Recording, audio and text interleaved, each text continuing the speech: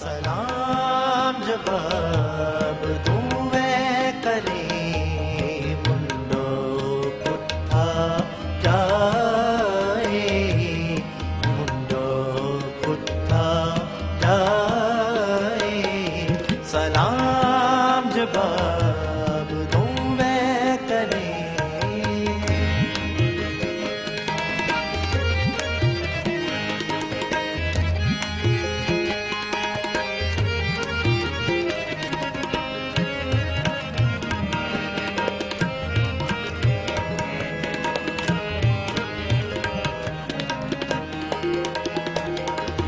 नानक दोवें कूड़ियां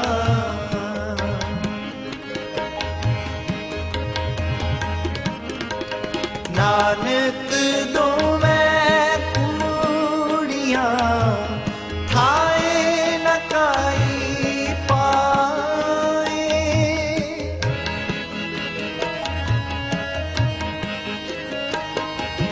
थाए न काई पाए थाए न काई पाए थाए न काई पाए सलाम जवाब दूं मैं करे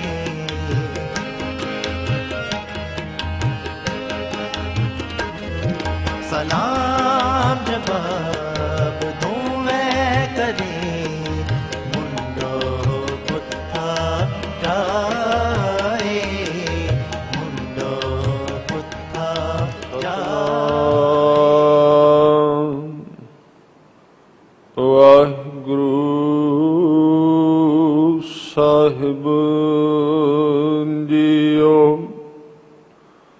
महला दूजा सलाम जवाब दोवें करे मुंडों कुथा जाए नानक दोवें कूड़ियां थाए ना काई पाए सलाम जवाब दोवें करे मुंडों कुथा जाए नानक दोवें कूड़ियां थाए ना काई पाए। वाहिगुरु जी का खालसा वाहिगुरु जी की फतेह। गरीब नवाज सतगुरु लोक परलोक दे सहायक सर्व कला समर्थ सतगुरु गुरु ग्रंथ साहिब जी दी पावन पवित्र हजूरी विच जुड़ बैठे गुरु सवारे सतसंगी जनों, आप जी हर रोज दूसरे गुरुदेव गुरु अंगद देव पातशाह जी दी बाणी विचों लड़ीवार श्लोकां दी व्याख्या सरवण कर रहे हो। अज दा श्लोक भी गुरु अंगद देव जी दा उच्चारण कीता होया आसा दी वार विच 478 474 अंग ऊपर शोभायमान है। सतगुरु ने इस श्लोक विच अकाल पुरख वाहिगुरु दे राह ते तुरन वाले उस मनुख दा वर्णन कीता है जिहड़ा सलाम भी करदा है हुक्म विच भी नहीं तुरदा। ਦੋਹਾਂ ਰਸਤਿਆਂ ਨੂੰ ਉਹ ਅਪਣਾ ਰਿਹਾ ਹੈ। ਇੱਕ ਪਾਸੇ ਆਪਣੇ ਗੁਰੂ ਨੂੰ ਸਲਾਮ ਵੀ ਕਰਦਾ ਹੈ, ਭਾਵ ਮੰਨਦਾ ਵੀ ਹੈ, ਬਾਹਰੀ ਤੌਰ ਤੇ ਨਮਸਕਾਰ ਵੀ ਕਰਦਾ ਹੈ, ਪਰ ਜਿਹੜੀ ਅੰਦਰ ਉਹਦੇ ਇੱਕ ਵਿਚਾਰਧਾਰਾ ਬਣੀ ਹੋਈ ਹੈ, ਆਪਣੀ ਮਤ, ਉਸ ਨੂੰ ਛੱਡਣ ਵਾਸਤੇ ਤਿਆਰ ਨਹੀਂ ਹੈ। ਕਿਤੇ ਕਿਤੇ ਗੁਰੂ ਦੀ ਮੰਨਦਾ ਹੈ, ਔਰ ਜਿੱਥੇ ਉਹਦਾ ਆਪਣਾ ਕੋਈ ਸੰਸਾਰਕ ਸਵਾਰਥ ਹੁੰਦਾ ਹੈ, ਲੋਕਾਚਾਰੀ ਹੁੰਦੀ ਹੈ, ਉਹ ਫਿਰ ਇਹ ਲਫ਼ਜ਼ ਵਰਤਦਾ ਹੈ ਕਿ ਇਹ ਗੱਲ ਤਾਂ ਲੋਕਾਂ ਵਿੱਚ ਆਮ ਚੱਲਦੀ ਹੈ, ਇਹਦੇ ਤੋਂ ਮੈਂ ਕਿਵੇਂ ਬਚ ਸਕਦਾ ਹਾਂ। ਆਦਿ ਕਾਲ ਤੋਂ ਲੈ ਕੇ ਮਨੁੱਖ ਦੇ ਦਿਮਾਗ ਦੇ ਅੰਦਰ ਸੰਸਾਰ ਨੇ ਆਪਣਾ ਗਿਆਨ ਭਰਿਆ ਹੈ, ਆਪਣੇ ਖਿਆਲ ਭਰੇ ਹਨ। ਉਹ ਗਿਆਨ ਅੰਦਰ ਇਕੱਠਾ ਹੁੰਦਾ ਜਾਂਦਾ ਹੈ ਤੇ ਉਸ ਦਾ ਜਿਹੜਾ ਸਮੂਹ ਬਣਦਾ ਹੈ, ਉਹਨੂੰ ਕਹਿੰਦੇ ਨੇ ਇਹ ਮਨ ਹੈ, ਜਿਹੜੀ ਵਿਚਾਰਧਾਰਾ ਬਣਦੀ ਹੈ। ਜਦੋਂ ਦਾ ਅਸੀਂ ਜਨਮ ਲਿਆ, ਸਾਡੇ ਮਨ ਦੇ ਅੰਦਰ ਸੰਸਾਰ ਨੇ, ਪਰਿਵਾਰ ਨੇ ਗਿਆਨ ਨੂੰ ਭਰਿਆ ਹੈ, ਗਿਆਨ ਦਿੱਤਾ ਹੈ, ਜਾਣਕਾਰੀ ਦਿੱਤੀ ਹੈ। ਉਹ ਜਿਹੜੀ ਜਾਣਕਾਰੀ ਹੈ, ਉਹ ਜਿਹੜਾ ਗਿਆਨ ਹੈ, ਜਿਹੜਾ ਸਾਨੂੰ ਸੰਸਾਰ ਨੇ ਸਿਖਾਇਆ ਹੈ, ਉਹ ਇਸ ਤਰ੍ਹਾਂ ਹੈ ਕਿ ਜਿਵੇਂ ਇੱਕ ਇੱਟਾਂ ਨੂੰ ਜੋੜ ਕੇ ਕੰਧ ਬਣਾਈ ਜਾਂਦੀ ਹੈ ਤੇ ਦੋਵੇਂ, ਦੋ ਮਨੁੱਖ, ਦੋ ਭਰਾ ਕਹਿ ਲਈਏ, ਜਦੋਂ ਉਹਨਾਂ ਦੇ ਵਿੱਚ ਇੱਕ ਦੀਵਾਰ ਬਣ ਜਾਏ ਤੇ ਉਹ ਭਾਵੇਂ ਬਿਲਕੁਲ ਨੇੜੇ ਹੋਣ, ਉਹ ਦੀਵਾਰ ਨਾ ਉਹਨਾਂ ਨੂੰ ਆਪਸ ਵਿੱਚ ਮਿਲਣ ਦਿੰਦੀ ਹੈ, ਨਾ ਆਪਸ ਵਿੱਚ ਗੱਲ ਉਹਨਾਂ ਦੀ ਹੋ ਸਕਦੀ ਹੈ। ਪਰਦਾ ਬਣ ਜਾਂਦਾ ਹੈ। ਆਪਾਂ ਕਹਿੰਦੇ ਹਾਂ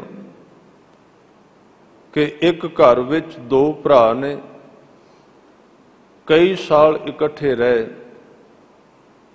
ਜਦੋਂ ਉਹਨਾਂ ਵਿੱਚ ਕਲੇਸ਼ ਬਣ ਗਿਆ, ਉਹਨਾਂ ਅੰਦਰ ਦੁਬਿਧਾ ਪੈ ਗਈ ਤੇ ਉਹਦੇ ਵਾਸਤੇ ਫਿਰ ਉਹ ਦੋਵੇਂ ਫੈਸਲਾ ਕਰਦੇ ਨੇ ਵੀ ਆਪਣੇ ਘਰ ਦੇ ਅੱਧ ਵਿੱਚ ਅਸੀਂ ਕੰਧ ਮਾਰ ਲੈਣੀ ਹੈ, ਘਰ ਨੂੰ ਦੋ ਟੁਕੜਿਆਂ ਵਿੱਚ ਕਰ ਦੇਣਾ। ਜਦੋਂ ਦਾ ਅਸੀਂ ਜਨਮ ਲਿਆ ਹੈ, ਆਰੰਭਤਾ ਸਾਡੀ ਪਰਮਾਤਮਾ ਨਾਲ ਇੱਕ ਮਿਕ ਸੀ,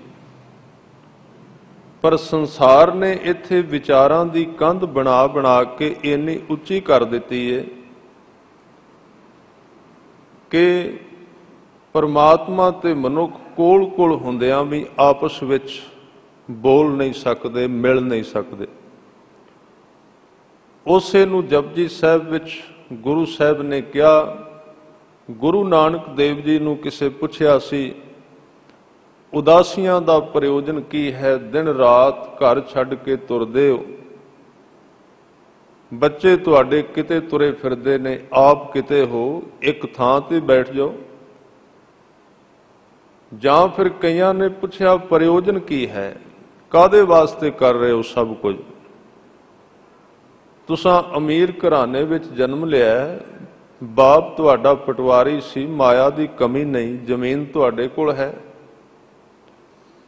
ਇਹ ਕਿਉਂ ਦਿਨ ਰਾਤ ਰਸਤੇ ਪੈਂਡੇ ਤੈਅ ਕਰਨੇ, ਮੁਸੀਬਤਾਂ ਨੂੰ ਆਪਣੇ ਜਿੱਥੇ ਮੁਸੀਬਤ ਹੈ ਉੱਥੇ ਚਲੇ ਜਾਣਾ।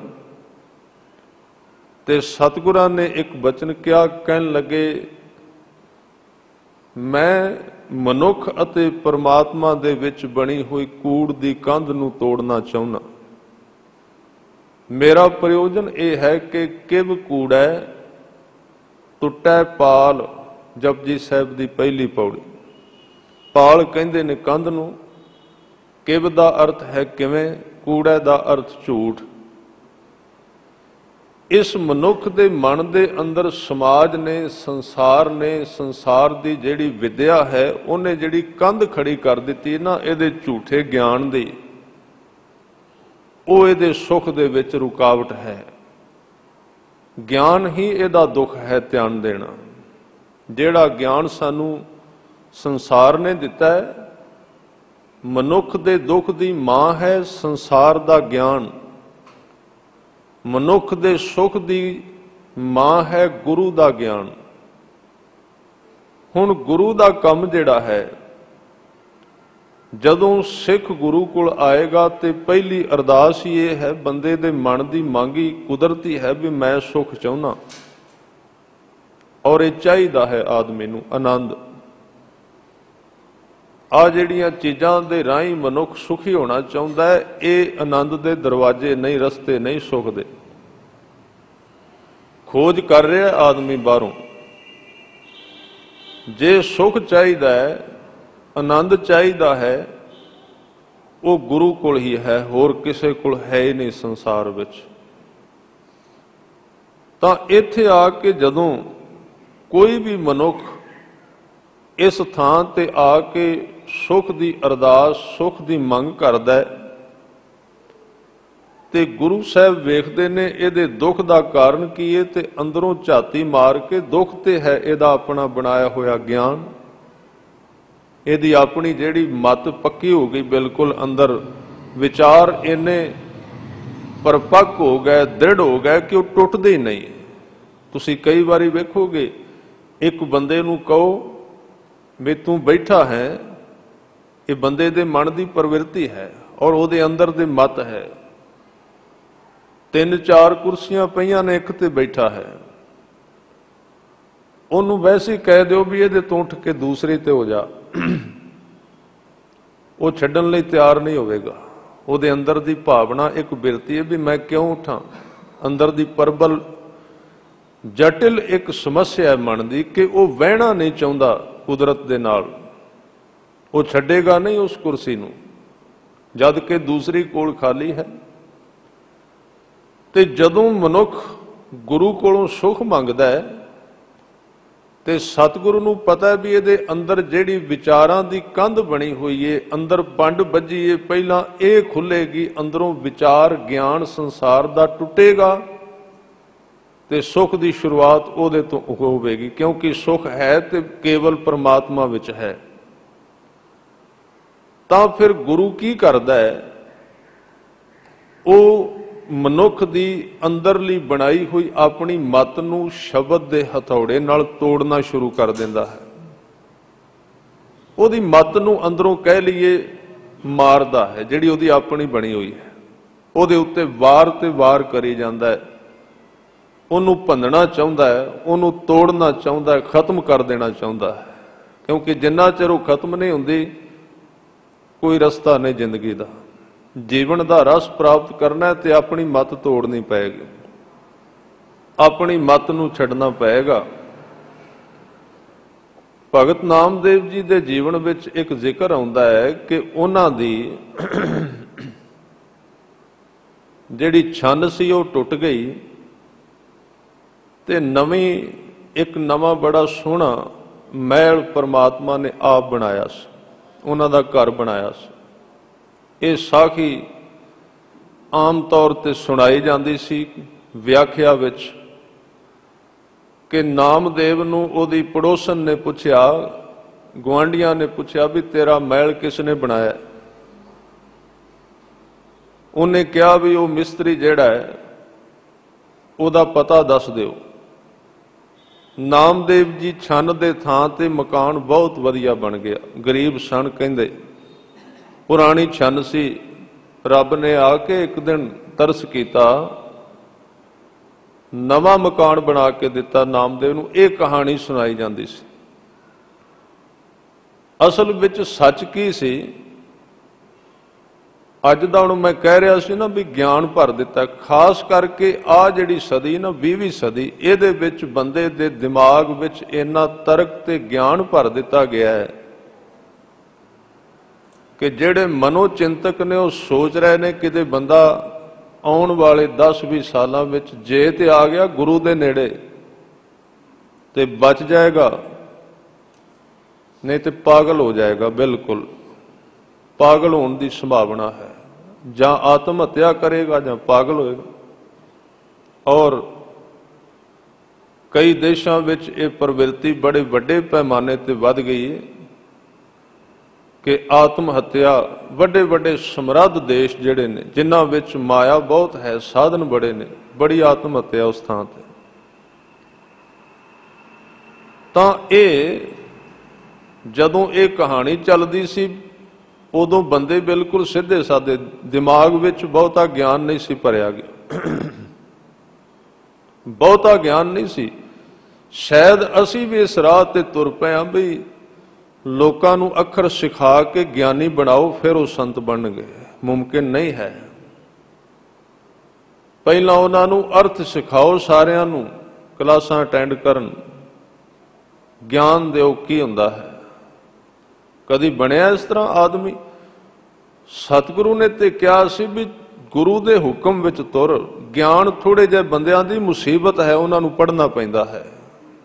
ਗਿਆਨ ਥੋੜਾ ਜਿਹਾ ਚਾਹੀਦਾ ਹੈ। ਗੁਰੂ ਸਾਹਿਬ ਨੇ ਕਿਹਾ, ਭਗਤ ਜੀ ਨੇ ਕਿਹਾ ਕਿ ਮਨ ਸਮਝਾਵਣ ਕਾਰਨ ਕਛੁਅਕ ਪੜਿਆ ਗਿਆਨ, ਗਿਆਨ ਬੋਝ ਬਣ ਜਾਏਗਾ, ਰੁਕਾਵਟ ਬਣ ਜਾਏਗਾ। ਹੁਣ ਅਸੀਂ ਵੀ ਪ੍ਰਬੰਧ ਕਰ ਰਹੇ ਹਾਂ ਕਿ ਸਿਖਾ ਦਿੱਤਾ ਜਾਏ ਸਾਰਾ ਕੁਝ। ਜਿਉਂ-ਜਿਉਂ ਬੰਦੇ ਨੂੰ ਧਰਮ ਸਿਖਾਇਆ ਜ਼ਿਆਦਾ ਜਾਏਗਾ ਤੇ ਬੰਦਾ ਧਰਮ ਨੂੰ ਹੰਡਾਏਗਾ ਘੱਟ, ਧਰਮ ਦੇ ਵਿੱਚ ਦੁਬਿਧਾ ਪਏਗੀ, ਲੋਕ ਇੱਕ ਦੂਜੇ ਨਾਲ ਭਿੜਨਗੇ, ਸ਼ੰਕੇ ਸਮੱਸਿਆਵਾਂ ਵੱਧਦੀਆਂ ਜਾਣਗੀਆਂ। ਤੁਹਾਡੇ ਸਾਹਮਣੇ ਹੈ ਸਿੱਖ ਧਰਮ ਦੀ ਸ਼ੁਰੂਆਤ ਤਕਰੀਬਨ 500 ਸਾਲ ਤੋਂ ਹੋਈ ਹੈ ਤੇ ਇਹਨਾਂ 20 ਕੁ ਸਾਲਾਂ ਵਿੱਚ ਅਸੀਂ ਪ੍ਰਬੰਧ ਕੀਤਾ ਵੀ ਸਾਰੇ ਬੰਦਿਆਂ ਨੂੰ ਅਖਬਾਰਾਂ ਦੇ ਰਾਹੀਂ, ਰਸਾਲਿਆਂ ਦੇ ਰਾਹੀਂ, ਛੋਟੇ ਛੋਟੇ ਪਰਚਿਆਂ ਦੇ ਰਾਹੀਂ ਕਿਸੇ ਨਾ ਕਿਸੇ ਤਰੀਕੇ ਨਾਲ ਪੜ੍ਹਾ ਦਿੱਤਾ ਜਾਏ ਵੀ ਧਰਮ ਕੀ ਹੁੰਦਾ ਹੈ। ਅੱਖਰ ਸਿਖਾਏ ਜਾਣ, ਉਹਨਾਂ ਨੂੰ ਪ੍ਰਬੰਧ ਕੀਤਾ ਗਿਆ। ਔਰ ਇੱਕ ਸਰਵੇਖਣ, ਇੱਕ ਮੁਤਾਲਿਆ ਇਹ ਦੱਸਦਾ ਹੈ ਕਿ ਸਿੱਖ ਧਰਮ ਦੇ ਵਿੱਚ ਪਿਛਲੇ 500 ਸਾਲਾਂ ਵਿੱਚ ਇੰਨੇ ਦੁਬਿਧਾ ਵਾਲੇ ਮਸਲੇ ਪੈਦਾ ਨਹੀਂ ਹੋਏ ਜਿੰਨੇ ਇਹਨਾਂ 20 ਸਾਲਾਂ ਵਿੱਚ ਪੈਦਾ ਹੋਏ। ਕਿਉਂ? ਕਿਉਂਕਿ ਅਸੀਂ ਗਲਤ ਰਸਤਾ ਫੜ ਲਿਆ ਹੈ। ਧਰਮ ਦਾ ਗਿਆਨ ਬਾਹਰੀ ਸਿਰਫ ਬੰਦੇ ਕੋਲ ਓਨਾ ਹੋਣਾ ਚਾਹੀਦਾ ਜਿੰਨਾ ਉਹ ਸ਼ਾਮ ਤੱਕ ਕਰ ਲਵੇ, ਜ਼ਿਆਦਾ ਨਹੀਂ। ਨਹੀਂ ਤੇ ਉਹਦਾ ਜੀਵਨ ਸੁੱਕ ਜਾਏਗਾ, ਉਸ ਪੜੀ ਜਾਏਗਾ, ਕਲਪਿਤ ਕਰ ਲਏਗਾ। ਆਦਮੀ ਦੇ ਮਾਈਂਡ, ਦਿਮਾਗ ਦੇ ਅੰਦਰ ਇੱਕ ਇਸ ਤਰ੍ਹਾਂ ਦਾ ਬਿੰਦੂ ਹੈ, ਹਜ਼ਾਰਾਂ ਸੈਂਟਰ ਨੇ ਦਿਮਾਗ ਦੇ। ਜਦੋਂ ਉਹ ਚੱਲਣ ਲੱਗ ਪਏ ਨਾ, ਜਿਹੜਾ ਬੰਦਾ ਪੜ੍ਹਦਾ ਹੈ, ਸੁਣਦਾ ਹੈ, ਸੋਚਦਾ, ਉਹਦੀ ਕਲਪਨਾ ਕਰਨ ਲੱਗ ਪੈਂਦਾ ਤੇ ਉਹਨੂੰ ਮਹਿਸੂਸ ਹੋਣ ਲੱਗ ਪੈਂਦਾ ਵੀ ਇਸ ਤਰ੍ਹਾਂ ਹੋ ਰਿਹਾ ਹੈ। ਜਿਵੇਂ ਸਿਖਾਉਂਦੇ ਨੇ ਲੋਕ ਵੀ ਹੁਣ ਤੁਹਾਡੀ ਸਮਾਧੀ ਲੱਗ ਗਈ, ਉਹ ਸੋਚਦੇ ਨੇ ਲੱਗ ਗਈ। ਹੁਣ ਤੁਹਾਨੂੰ ਸਫੈਦ ਚਾਨਣ ਦਿਸਦਾ, ਉਹ ਕਹਿੰਦੇ ਦਿਸਦਾ ਹੈ। ਉਹ ਕਲਪਿਤ ਹੈ ਸਾਰਾ ਧਰਮ, ਅਸਲ ਵਿੱਚ ਨਹੀਂ ਹੋਇਆ। ਉਹੀ ਲੋਕ ਤੁਹਾਨੂੰ 2, 4, 6 ਮਹੀਨਿਆਂ ਬਾਅਦ ਮਿਲਣਗੇ, ਪੁੱਛੀਏ ਕਿਵੇਂ ਚੱਲਦਾ ਹੈ, ਹੁਣ ਮੂੰਹ ਕੀ ਕਹਿਣ ਵੀ ਇਹ ਬੰਦਾ 6 ਮਹੀਨੇ ਤੇ ਪਹਿਲਾਂ ਕਹਿੰਦਾ ਸੀ ਵੀ ਸੱਚਖੰਡ ਦਿਸਣ ਲੱਗ ਪਿਆ। ਇਸ ਲਈ ਉਹ ਫਿਰ ਇਸ ਝੂਠ ਨੂੰ ਹੋਰ ਪਾਲੀਏ ਜਾਂਦੇ, ਕਹਿੰਦੇ ਬਹੁਤ ਵਧੀਆ ਚੱਲ ਰਿਹਾ ਹੈ, ਹੁੰਦਾ ਕੁਝ ਵੀ ਨਹੀਂ ਉਸ ਥਾਂ ਤੇ। ਤਾਂ ਇਹ ਧਰਮ ਦਾ ਗਿਆਨ ਜਿਹੜਾ ਹੈ ਇਹ ਵੀ ਖਤਰਨਾਕ ਹੋ ਸਕਦਾ ਹੈ। ਗਿਆਨ ਇੱਕ ਅੱਗ ਹੈ, ਗਿਆਨ ਖੰਡ ਮਹਿ ਗਿਆਨ ਪ੍ਰਚੰਡ। ਪ੍ਰਚੰਡ ਕਹਿੰਦੇ ਨੇ ਜਦੋਂ ਅੱਗ ਲਾਟਾਂ ਆਕਾਸ਼ ਨੂੰ ਉੱਠ ਪੈਂਦੀਆਂ, ਬੜੀ ਤੇਜ਼ ਅੱਗ। ਗਿਆਨ ਅਗਨੀ ਹੈ, ਘਰ ਵਿੱਚ ਅੱਗ ਚਾਹੀਦੀ ਹੈ ਪਰ ਕੱਲੇ ਚੁੱਲ੍ਹੇ ਵਿੱਚ। ਇਹ ਖਿਆਲ ਰੱਖਣਾ, ਅੱਗ ਤੋਂ ਬਿਨਾ ਘਰ ਨਹੀਂ ਚੱਲਦਾ। ਅੱਗ ਤੋਂ ਬਿਨਾ ਘਰ ਨਹੀਂ ਚੱਲੇਗਾ। ਜਿਸ ਘਰ ਵਿੱਚ ਅੱਗ ਨਹੀਂ ਉਹ ਚੱਲੇਗਾ ਨਹੀਂ। ਜਿਸ ਜੀਵਨ ਵਿੱਚ ਗਿਆਨ ਨਹੀਂ ਉਹ ਚੱਲੇਗਾ ਨਹੀਂ। ਪਰ ਇਹ ਖਿਆਲ ਰੱਖਣਾ ਚੁੱਲ੍ਹੇ ਤੋਂ ਬਾਹਰ ਨਾ ਚਲੀ ਜਾਏ। ਜੇ ਚੁੱਲ੍ਹੇ ਤੋਂ ਬਾਹਰ ਚਲੀ ਗਈ, ਆਪਣੇ ਘਰ ਨੂੰ ਵੀ ਸਾੜੇਗੀ ਤੇ ਗੁਆਂਢੀਆਂ ਦੇ ਘਰਾਂ ਨੂੰ ਵੀ ਅੱਗ ਲੱਗ ਜਾਏਗੀ। ਗਿਆਨ ਚਾਹੀਦਾ ਬੰਦੇ ਕੋਲ, ਜਾਣਕਾਰੀ ਚਾਹੀਦੀ ਏ, ਪਰ ਬਿਲਕੁਲ ਥੋੜੀ ਚਾਹੀਦੀ ਹੈ।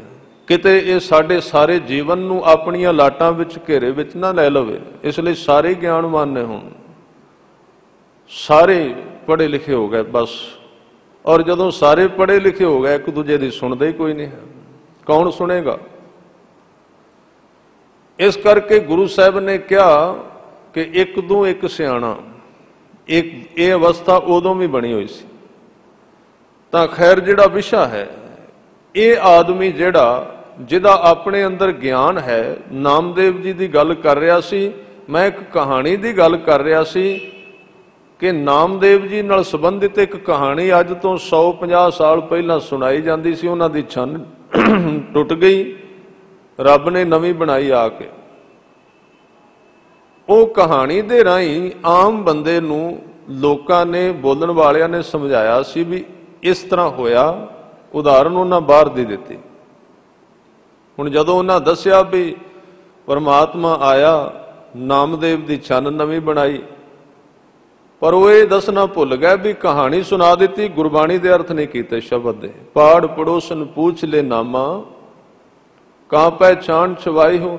ਜਿਸ ਕਰਕੇ ਆਮ ਬੰਦੇ ਇਸ ਭਰਮ ਵਿੱਚ ਪੈ ਗਏ ਵੀ ਪਰਮਾਤਮਾ ਆਇਆ ਹੋਵੇਗਾ ਕਿਸੇ ਬੈਲ ਗੱਡੀ ਦੇ ਉੱਤੇ ਇੱਟਾਂ ਲੱਦ ਕੇ, ਸੰਗਮਰਮਰ ਵੀ ਹੋਏਗਾ ਇੱਕ ਗੱਡੀ ਤੇ, ਅਤੇ ਹੋਰ ਬੜੀਆਂ ਵਧੀਆ ਚੀਜ਼ਾਂ ਲਿਆ ਕੇ ਕੰਧਾਂ ਬਣਾ ਦਿੱਤੀਆਂ। ਪਰ ਇਸ ਤਰ੍ਹਾਂ ਹੈ ਨਹੀਂ ਸੀ। ਅਸਲ ਵਿੱਚ ਨਾਮਦੇਵ ਜੀ ਨੂੰ ਉਹਨਾਂ ਦਾ ਕੋਈ ਸਤ ਸੰਗੀ ਗੁਰਮੁਖ ਪੁੱਛਦਾ ਹੈ ਕਿ ਨਾਮਦੇਵ ਜੀ, ਤੁਹਾਡਾ ਪਹਿਲਾ ਜੀਵਨ ਤੇ ਇਸ ਤਰ੍ਹਾਂ ਦਾ ਨਹੀਂ ਸੀ। ਜਿਵੇਂ ਹੁਣ ਤੁਹਾਡੇ ਵਿੱਚੋਂ ਸੁਗੰਧੀਆਂ ਆ ਰਹੀਆਂ ਨੇ, ਤੁਹਾਡੇ ਕੋਲ ਬਹਿ ਜਾਈਏ ਤੇ ਉੱਠਣ ਨੂੰ ਚਿੱਤ ਨਹੀਂ ਕਰਦਾ, ਮਨ ਟਿਕ ਜਾਂਦਾ ਹੈ, ਮਨ ਇਕਾਗਰ ਹੁੰਦਾ ਹੈ। ਇਹ ਕਿੱਥੋਂ ਬਣਵਾਇਆ ਜੇ ਮੈਲ? ਇਹਨੂੰ ਕਿਹਾ ਨਾਮਦੇਵ ਜੀ ਨੇ, ਪਾੜ ਪੜੋਸਨ ਪੂਛ ਲੈ ਨਾਮਾ। ਗੁਆਂਢੀਆਂ ਨੇ ਪੁੱਛਿਆ ਨਾਮਦੇਵ ਨੂੰ, ਗੁਰਮੁਖਾਂ ਨੇ, ਜਗਿਆਸੂਆਂ ਨੇ ਪੁੱਛਿਆ, ਕਾਂ ਪੈ, ਕਾਂ ਦਾ ਅਰਥ ਹੈ ਕਿਹਦੇ ਤੋਂ? ਕਾਂ ਪੈ ਛਾਨ, ਛਾਨ ਦਾ ਅਰਥ ਹੈ ਛੰਨ। ਛਵਾਈ ਹੋ, ਛਵਾਈ ਦਾ ਅਰਥ ਹੈ ਬਣਵਾਈ ਹੈ। ਤੁਸੀਂ ਕਿਹਦੇ ਤੋਂ ਇਹ ਜੀਵਨ ਦੀ ਛੰਨ ਬਣਵਾਈ ਹੈ? ਫਿਰ ਉਸ ਗੁਰਮੁਖ ਨੇ, ਉਸ ਗਵਾਂਢੀ ਨੇ ਪੁੱਛਿਆ, ਇਹ ਗੱਲ ਕਹਿ ਦਿੱਤੀ ਕਿ ਤੋ ਪੈ ਦੁਗਣੀ ਮਜ਼ਦੂਰੀ ਦਹਿਓ। ਜੇ ਤੂੰ ਇਹ ਘਰ ਜੀਵਨ ਦਾ ਬਣਵਾਉਣ ਲੱਗਿਆ 1 ਲੱਖ ਮਿਸਤਰੀ ਨੂੰ ਦਿੱਤਾ ਤੇ ਮੈਂ 2 ਦਿਆਂਗਾ, ਮੈਨੂੰ ਵੀ ਬਣਵਾ ਦੇ। ਤੋ ਪੈ ਹੈ ਦੁਗਣੀ ਮਜ਼ਦੂਰੀ ਦਹਿਓ, ਮਜ਼ਦੂਰੀ ਦਾ ਅਰਥ ਹੈ ਮੁੱਲ ਦਿਆਂਗਾ। ਮੋਕੋ ਬੇਡੀ ਦਿਓ ਬਤਾਈ ਹੋ, ਬੇਡੀ ਦਾ ਅਰਥ ਹੈ ਮਿਸਤਰੀ ਦੱਸ ਦਿਓ ਕਿੱਥੇ ਰਹਿੰਦਾ ਜਿਹਨੇ ਤੁਹਾਡੀ ਛੰਨ ਬਣਾਈ ਜੀਵਨ ਦੀ। ਪਾੜ ਪੜੋਸਨ ਪੂਛ ਲੈ ਨਾਮਾ, ਕਾਂ ਪੈ ਛਾਨ ਛਵਾਈ ਹੋ, ਤੋ ਪੈ ਦੁਗਣੀ ਮਜ਼ਦੂਰੀ ਦਹਿਓ। ਮੋਕੋ ਬੇਡੀ ਦੇਹੋ ਬਤਾਈ ਹੋ, ਮੈਨੂੰ ਦੱਸ ਦਿਓ ਕਿੱਥੇ ਰਹਿੰਦਾ ਉਹ ਮਿਸਤਰੀ। ਨਾਮਦੇਵ ਜੀ ਨੇ ਜਵਾਬ ਦਿੱਤਾ, ਕਹਿਣ ਲੱਗੇ, ਸੁਣ ਬਾਈ,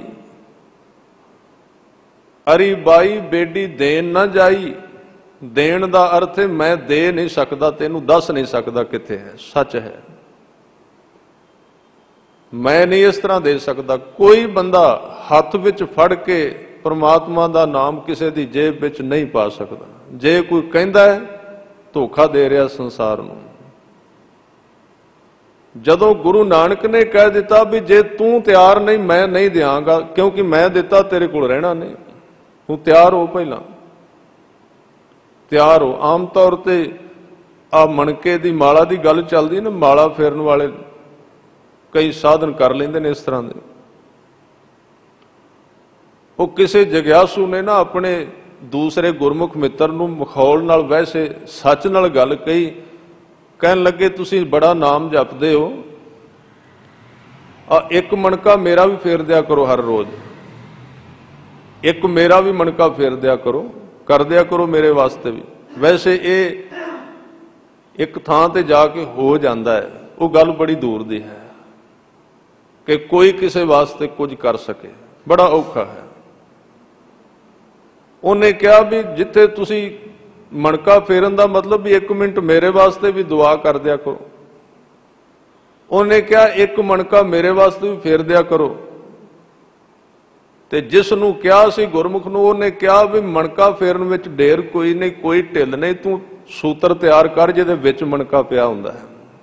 ਸੂਤਰ ਤੇ ਤੇਰਾ ਹੀ ਚੱਲੇਗਾ ਨਾ, ਮਣਕਾ ਤੇ ਫੇਰ ਦਿੱਤਾ ਜਾਏਗਾ, ਪਰ ਸੂਤਰ ਤਾਂ ਹੋਣਾ ਚਾਹੀਦਾ। ਮਣਕਾ ਜਿੱਥੇ ਖਲੋ ਜਾਏ, ਥਾਂ ਹੀ ਕੋਈ ਨਹੀਂ ਅੱਗੇ, ਕਿੱਥੇ ਮਣਕਾ ਖੜਾ ਹੋਏ? ਕਿੱਥੇ ਨਾਮ ਦਿੱਤਾ ਹੋਇਆ ਗੁਰੂ ਦਾ, ਗੁਰੂ ਦੀ ਸਾਧ ਸੰਗਤ ਦੀ ਬਖਸ਼ਿਸ਼ ਟਿਕੇਗੀ ਕਿੱਥੇ? ਅੱਗੇ ਤਾਂ ਥਾਂ ਹੈ ਹੀ ਨਹੀਂ, ਖਿਲਰ ਜਾਏਗੀ।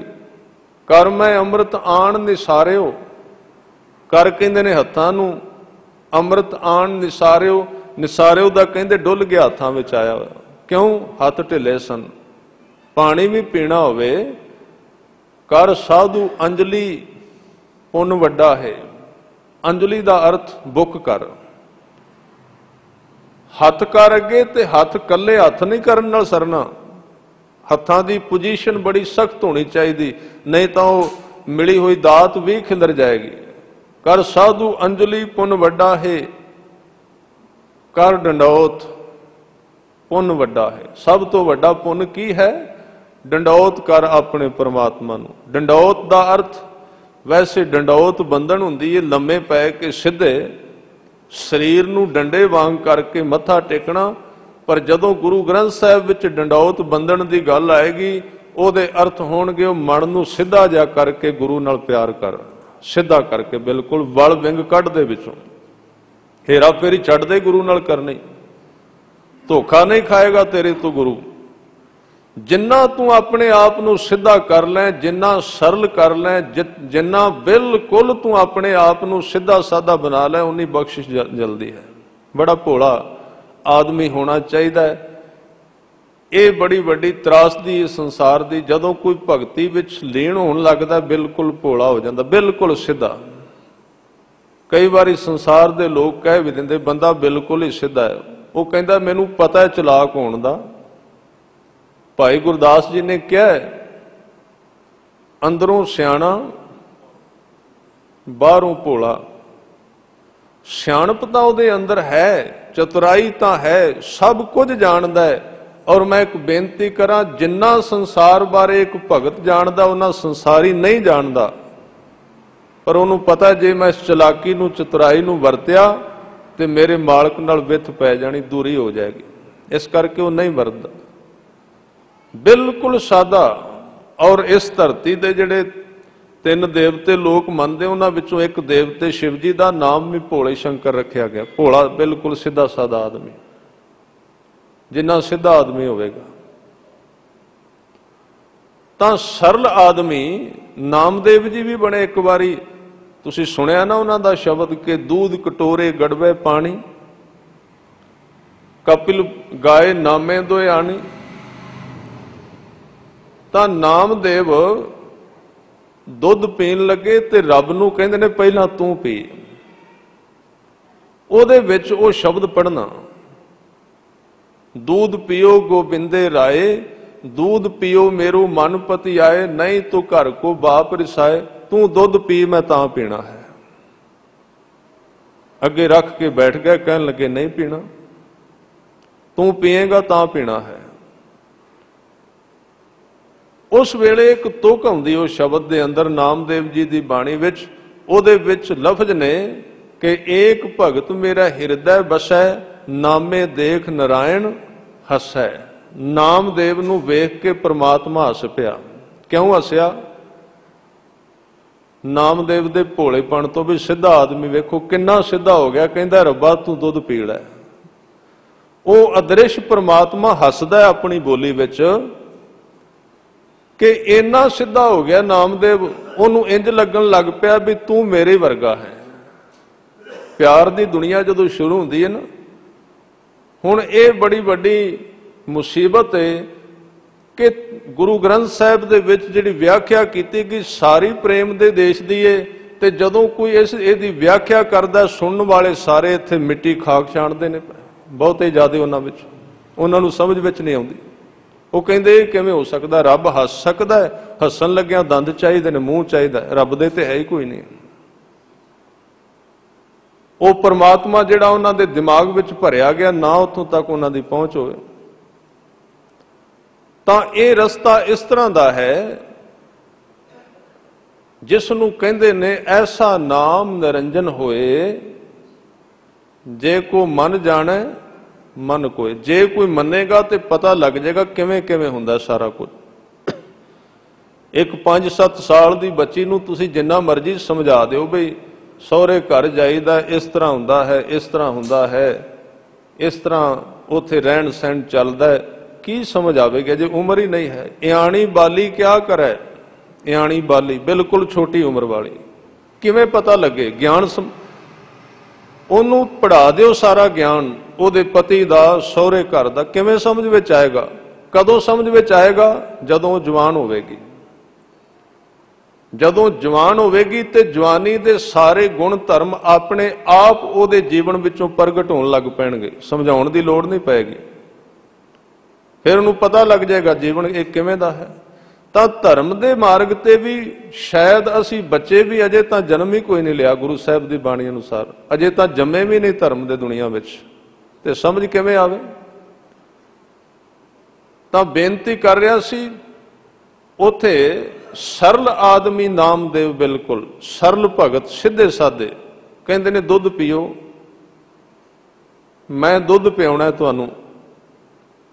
ਨਾਮੇ ਦੇਖ ਨਾਰਾਇਣ ਹੱਸੈ, ਪਰਮਾਤਮਾ ਹੱਸ ਪਿਆ ਤੇ ਮਜਬੂਰ ਹੋ ਗਿਆ, ਕਹਿਣ ਲੱਗੇ ਨਾਮਦੇਵ ਮੈਂ ਦੇਹ ਧਾਰੀ ਨਹੀਂ, ਦੁੱਧ ਦੇਹ ਧਾਰੀ ਪੀਂਦੇ ਨੇ, ਪਰ ਤੇਰੇ ਪਿਆਰ ਵਿੱਚ ਆ ਕੇ ਮੈਨੂੰ ਦੁੱਧ ਪੀਣਾ ਪੈਣਾ ਹੈ।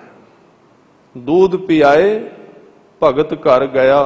ਇਹਦੇ ਟੀਕਾਕਾਰਾਂ ਨੇ ਬੜੇ ਅਰਥ ਕੀਤੇ ਨੇ, ਗਿਆਨ ਦਾ ਦੁੱਧ ਪਿਆਇਆ ਜੀ ਫਲਾਣਾ ਸੀ, ਕੋਈ ਅਰਥ ਨਹੀਂ, ਬਿਲਕੁਲ ਸਿੱਧੀ ਗੱਲ ਏ, ਪਰਮਾਤਮਾ ਨੂੰ ਦੁੱਧ ਪੀਣਾ ਹੀ ਪਿਆ। ਭਾਵੇਂ ਕਿਵੇਂ ਪੀਤਾ ਹੈ ਨਾਮਦੇਵ ਜਾਣੇ ਤੇ ਉਹਦਾ ਰੱਬ ਜਾਣੇ ਕਿਵੇਂ ਪੀਤਾ ਹੈ। ਇਹ ਜਿਹੜੇ ਗਿਆਨ ਨੇ ਨਾ, ਚਲੋ ਕਈ ਸ਼ਬਦਾਂ ਦੇ ਵਿੱਚ ਇਹ ਸਾਨੂੰ ਵਰਤਨੇ ਪੈਂਦੇ, ਪਰ ਸੱਚ ਜਾਣੋ ਧਰਮ ਜਿਹੜਾ ਪਰਮਾਤਮਾ ਤੇ ਉਹਦੇ ਸੇਵਕ ਦਾ ਸਿੱਧਾ ਸੰਵਾਦ, ਸਿੱਧੀ ਮੁਲਾਕਾਤ ਹੈ, ਸਿੱਧੀ ਗੱਲਬਾਤ ਹੈ, ਉਹਦੇ ਵਿੱਚ ਦੂਸਰਾ ਹੋਰ ਕੋਈ ਨਹੀਂ। ਹਮ ਤੁਮ बीच भयो नहीं कोई, तुम्हें सो कंत नार हम सोई। तेरे ते मेरे विचकार दूसरा कोई है ही नहीं, इन्नी नेड़ता। ਤਾਂ ਨਾਮਦੇਵ ਨੂੰ ਜਦੋਂ ਪੁੱਛਿਆ, ਪਾੜ ਪੜੋਸਨ पूछ ले नामा कां पै छान छवाई हो, तौ पै दुगनी मजूरी दहो, मोको बेडी देहो बताई हो। ਨਾਮਦੇਵ ਜੀ ਮੁਸ਼ਕਲ ਵਿੱਚ ਪੈ ਗਿਆ, ਕਹਿਣ ਲੱਗੇ ਹੁਣ ਕਿਵੇਂ ਤੈਨੂੰ ਦੱਸਾਂ ਵੀ ਉਹ ਰੱਬ ਕਿਵੇਂ ਦਾ ਜਿਹਨੇ ਮੇਰੀ ਜ਼ਿੰਦਗੀ ਦਾ ਮਹਿਲ ਬਣਾਇਆ। ਰੀ ਬਾਈ ਬੇਡੀ ਦੇਣ ਨਾ ਜਾਈ, ਮੈਂ ਤੈਨੂੰ ਉਹ ਮਿਸਤਰੀ ਦੇ ਨਹੀਂ ਸਕਦਾ, ਲਿਖ ਕੇ ਨਹੀਂ ਦੇ ਸਕਦਾ ਵੀ ਮਕਾਨ ਨੰਬਰ ਉਹਦਾ ਇੰਨਾ ਹੈ, ਚਲਾ ਜਾ, ਕੋਈ ਐਡਰੈਸ ਨਹੀਂ ਹੈ। ਰੀ ਬਾਈ, ਬਾਈ ਅਰਥ ਇਧਰ ਮਹਾਰਾਸ਼ਟਰ ਦੀ ਬੋਲੀ ਵਿੱਚ ਬਾਈ ਦੇ ਅਰਥ ਨੇ ਭੈਣ। त्रिलोचन जी का शब्द भी यही है, अरी बाई गोबिंद नाम मत बिसरै। बाई दे अर्थ होणगे भैन।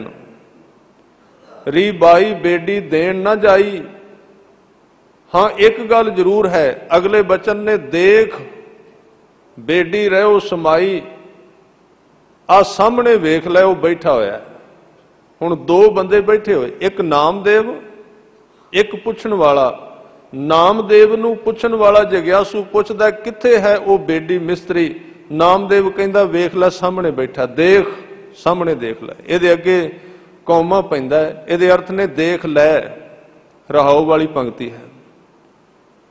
सामने वेख लै, वो कहंदा देख रहा दिसदा नहीं। ते नामदेव कहन लगे हुण ये मेरे बस की गल नहीं, बस इत्थे ते पुआड़ा है सारा।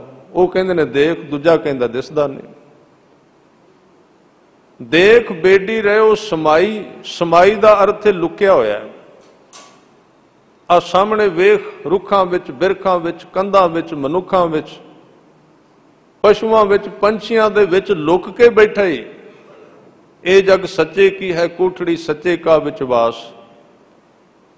दिसदा नहीं, कहन लगे अंदरली अख गुरु कोलों मंग, इन्हां नाल नहीं दिसेगा।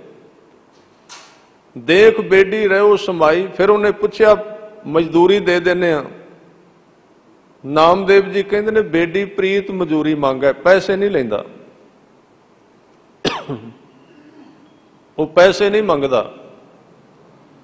वो तेरा मकान बना देगा, पर ओदे कोल पहला जमा करा प्रीत। प्रीत दा अर्थ है दिन रात दा प्यार। ਜਿਹੜਾ ਰੋਟੀ ਖਾਣ ਲੱਗਿਆਂ ਵੀ ਚੱਲੀ ਜਾਏ, ਇਸ਼ਨਾਨ ਕਰਨ ਲੱਗਿਆਂ ਵੀ ਚੱਲੀ ਜਾਏ, ਗੱਡੀ ਚਲਾਉਣ ਲੱਗਿਆਂ ਵੀ, ਕਿਸੇ ਨਾਲ ਗੱਲਾਂ ਕਰਦਿਆਂ ਵੀ ਅੰਦਰ ਤਾਰ ਵਹਿੰਦੀ ਰਹੇ, ਉਹਨੂੰ ਕਹਿੰਦੇ ਨੇ ਪ੍ਰੀਤ। ਸਾਚੀ ਪ੍ਰੀਤ ਹਮ ਤੁਮ ਸੰਗ ਜੋਰੀ, ਤੁਮ ਸਿਓ ਜੋਰ ਅਵਰ ਸੰਗ ਤੋਰੀ। ਪ੍ਰੀਤ ਉਸ ਨੂੰ ਕਹਿੰਦੇ ਨੇ।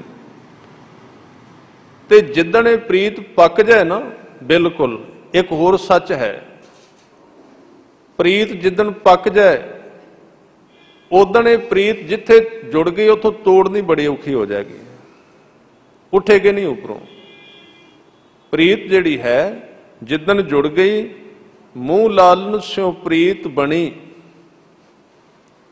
ਸਤਿਗੁਰੂ ਕਹਿੰਦੇ ਨੇ ਮੇਰੀ ਪ੍ਰੀਤ ਬਣ ਗਈ ਹੈ, ਮੂੰਹ ਲਾਲਨ ਸਿਓ ਪ੍ਰੀਤ ਬਣੀ, ਤੋਰੀ ਨਾ ਟੂਟੈ। ਹੁਣ ਮੈਂ ਤੋੜਨਾ ਵੀ ਚਾਹਾਂ ਨਾ, ਵੀ ਹੁਣ 2-4 ਮਿੰਟ ਮਿੱਤਰ ਆਏ ਨੇ, 2 ਗੱਲਾਂ ਇਹਨਾਂ ਨਾਲ ਕਰ ਲਈਏ ਸੰਸਾਰ ਦੀਆਂ, ਨਹੀਂ ਟੁੱਟਦੀ। ਖਿੱਚ ਖਿੱਚ ਕੇ ਉਹ ਅੰਦਰ ਲੈ ਜਾਂਦਾ ਹੈ, ਉਹ ਟੁੱਟਦੀ ਨਹੀਂ, ਡੋਰ ਬਣੀ ਰਹਿੰਦੀ ਹੈ। ਜੋ ਮਰਜ਼ੀ ਕਰ ਲੋ। ਫਿਰ ਪਾਪ ਕੀ ਹੈ? ਪ੍ਰੀਤ ਤੋਂ ਹੀਣਾ ਜੀਵਨ ਹੀ ਪਾਪ ਹੈ, ਪੁੰਨ ਕੀ ਹੈ? ਪ੍ਰੀਤ ਵਾਲਾ ਜੀਵਨ ਪੁੰਨ ਹੈ। ਜਦੋਂ ਪ੍ਰੀਤ ਅੰਦਰ ਜੁੜ ਗਈ ਸ਼ਬਦ ਦੇ ਅੰਦਰ, ਵੈਸੇ ਤਾਂ ਜੀਵਨ ਬੈਲੈਂਸ ਵਿੱਚ ਆਏਗਾ। ਇਹਦੇ ਅਰਥ ਇਹ ਨਾ ਸਮਝਣਾ ਜੋ ਮਰਜ਼ੀ ਕਰ ਲੋ, ਕਿਉਂਕਿ ਆਦਮੀ ਹੁਸ਼ਿਆਰ ਬੜਾ ਹੈ, ਹੁਸ਼ਿਆਰ ਵੀ ਬੜਾ ਹੈ ਤੇ ਬੇਈਮਾਨ ਵੀ ਬਹੁਤ ਹੈ। ਉਹ ਲੱਭ ਲੈਂਦਾ ਥੋੜੇ ਜਿਹੇ ਲਫ਼ਜ਼ ਬੋਲੋ ਤੇ ਸਹੀ, ਜਿਹਦੀ ਪ੍ਰੀਤ ਜੁੜ ਗਈ ਉਹ ਜੋ ਮਰਜ਼ੀ ਕਰੇ ਉਹ ਹੀ ਪੁੰਨ ਹੋ ਜਾਂਦਾ ਹੈ। ਉਹਨੇ ਫਿਰ ਕਹਿ ਦੇਣਾ ਜੀ ਪ੍ਰੀਤ ਜੁੜ ਗਈ ਮੇਰੀ, ਹੁਣ ਜੋ ਮਰਜ਼ੀ ਕਰਾਂ। ਇਹਦੇ ਅਰਥ ਇਹ ਨਹੀਂ ਹਨ। ਕੁਝ ਬੱਜਰ ਕੁਰੈਤਾਂ ਨੇ, ਉਹ ਨਹੀਂ ਕਰਨੀਆਂ, ਧਿਆਨ ਦੇਣਾ। ਗੁਰੂ ਸਾਹਿਬ ਨੇ ਕਿਹਾ ਬੱਜਰ ਕੁਰੈਤ ਹੈ, ਸਰੀਰ ਦੇ ਰੋਮ ਨਹੀਂ ਕੱਟਣੇ। ਸਿੱਖੀ ਦੇ 4 ਨਿਯਮ ਦੱਸੇ, ਉਹਦੀ ਪਾਬੰਦੀ ਨਹੀਂ ਹਟਾਈ ਕਦੀ ਵੀ। ਪਰ ਤਨ ਗਾਮੀ ਨਹੀਂ ਹੋਣਾ, ਨਸ਼ਾ ਨਹੀਂ ਕਰਨਾ, ਕੁੱਠਾ ਨਹੀਂ ਖਾਣਾ, ਮਾਸ ਨਹੀਂ ਖਾਣਾ। ਇਹ 4, ਪਰਾਇਆ ਹੱਕ ਨਹੀਂ ਖਾਣਾ। ਅੱਗੇ ਦਾ ਵਿਸਤਾਰ ਬਹੁਤ ਲੰਬਾ ਹੈ, ਇਹ ਵਿਵਰਜਿਤ ਹੈ। ਪਰ ਜਿਸ ਦਿਨ ਅੰਦਰ ਪ੍ਰੀਤ ਬਣ ਜਾਏ, ਮਨੁੱਖ ਜੋ ਕੁਝ ਕਰੇਗਾ ਉਹ ਹੀ ਸਿਮਰਨ ਬਣ ਜਾਏਗਾ। ਉਹਦਾ ਖਾਣਾ ਪੀਣਾ ਪਹਿਨਣਾ, ਉਹਦੇ ਵਸਤਰ, ਉਹਦਾ ਮਕਾਨ, ਉਹਦੇ ਲਫ਼ਜ਼, ਉਹਦਾ ਜ਼ਮੀਨ ਦੇ ਉੱਤੇ ਪੈਰ ਰੱਖ ਕੇ ਤੁਰਨਾ, ਉਹਦਾ ਅੱਖ ਭਰ ਕੇ ਕਿਸੇ ਵੱਲ ਵੇਖਣਾ, ਜੋ ਵੀ ਕਰੇਗਾ ਉਹਦਾ ਜੀਵਨ ਸਿਮਰਨ ਬਣ ਜਾਏਗਾ, ਸਾਰਾ ਪ੍ਰੀਤ ਬਣ ਜਾਏਗੀ। ਮੂੰਹ ਲਾਲਨ ਸਿਓ ਪ੍ਰੀਤ ਬਣੀ, ਤੋਰੀ ਨਾ ਟੂਟੈ। ਜੇ ਮੈਂ ਚਾਹਾਂ ਇਹਨੂੰ ਤੋੜ ਦਿਆਂ, ਯਾਨੀ ਕਿ ਛੱਡ ਦਿਆਂ, ਤੋਰੀ ਨਾ ਟੂਟੈ, ਛੋਰੀ ਨਾ ਛੁਟੈ। ਛੋਰੀ ਦਾ ਅਰਥ ਛੱਡਣ ਦੇ ਨਾਲ ਨਹੀਂ ਛੁੱਟਦੀ। ਐਸੀ ਮਾਧੋ ਖਿੰਚ ਤਣੀ। ਤਣੀ ਦਾ ਮਤਲਬ ਹੁੰਦਾ ਉਹ ਰੱਸੀ ਜਿਹੜੀ ਬੰਨ੍ਹ ਦਈਏ, ਰੱਸੀ ਬੰਨ੍ਹ ਕੇ। ਤਣੀ ਦਾ ਅਰਥ ਜਿਵੇਂ ਪਤੰਗ ਨੂੰ ਬੱਝੀ ਹੋਈ ਰੱਸੀ ਹੁੰਦੀ ਹੈ। ਐਸੀ ਮਾਧੋ ਖਿੰਚ ਤਣੀ, ਦਿਨ ਸਰੈਣ ਮਨ ਮਾਹੇ ਬਸਤ ਹੋ। ਇਹ ਪ੍ਰੀਤ ਦੀ ਨਿਸ਼ਾਨੀ ਹੈ। ਦਿਨ ਰਾਤ ਲਗਾਤਾਰ ਸੌਂਦਿਆਂ ਉੱਠਦਿਆਂ ਸੁਪਨੇ ਹੂੰ ਬਰਡਾਏ ਕੈ, ਜੇ ਮੁਖ ਨਿਕਸੈ ਰਾਮ, ਤਾਂ ਕਿ ਪਗ ਕੀ ਪਾਨ ਹੀ ਮੇਰੇ ਤਨ ਕੋ ਚਾਮ।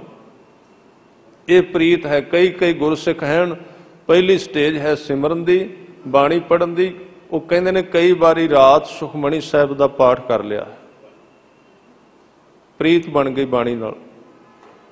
ਇੱਕ ਗੱਲ ਯਾਦ ਰੱਖਣਾ, ਇਹ ਸੰਪੂਰਨਤਾ ਨਹੀਂ, ਵਿਚਾਰਧਾਰਾ ਵਿੱਚ ਬਾਣੀ ਚੱਲ ਰਹੀ ਹੈ, ਰਿਕਾਰਡਿੰਗ ਹੈ, ਚੰਗੀ ਹੈ, ਮੈਂ ਨਹੀਂ ਕਹਿੰਦਾ ਗਲਤ ਹੈ, ਮਨ ਦਾ ਧਰਮ ਹੈ। ਜੇ ਹਿਰਦੇ ਤੱਕ ਨਹੀਂ ਗਿਆ ਇੱਥੇ ਰੁਕਣਾ ਨਾ, ਕਿਉਂਕਿ ਤੁਸੀਂ ਜਿੱਦਣ ਕਿਸੇ ਨੂੰ ਦੱਸਿਆ ਰਾਤ ਨੂੰ ਸੁਖਮਣੀ ਸਾਹਿਬ ਚੱਲਣਾ, ਉਹਨੇ ਪੈਰਾਂ ਨੂੰ ਹੱਥ ਲਾ ਦੇਣਾ ਜੀ ਬਸ ਤੁਸੀਂ ਬ੍ਰਹਮ ਗਿਆਨੀ ਬਣ ਗਏ।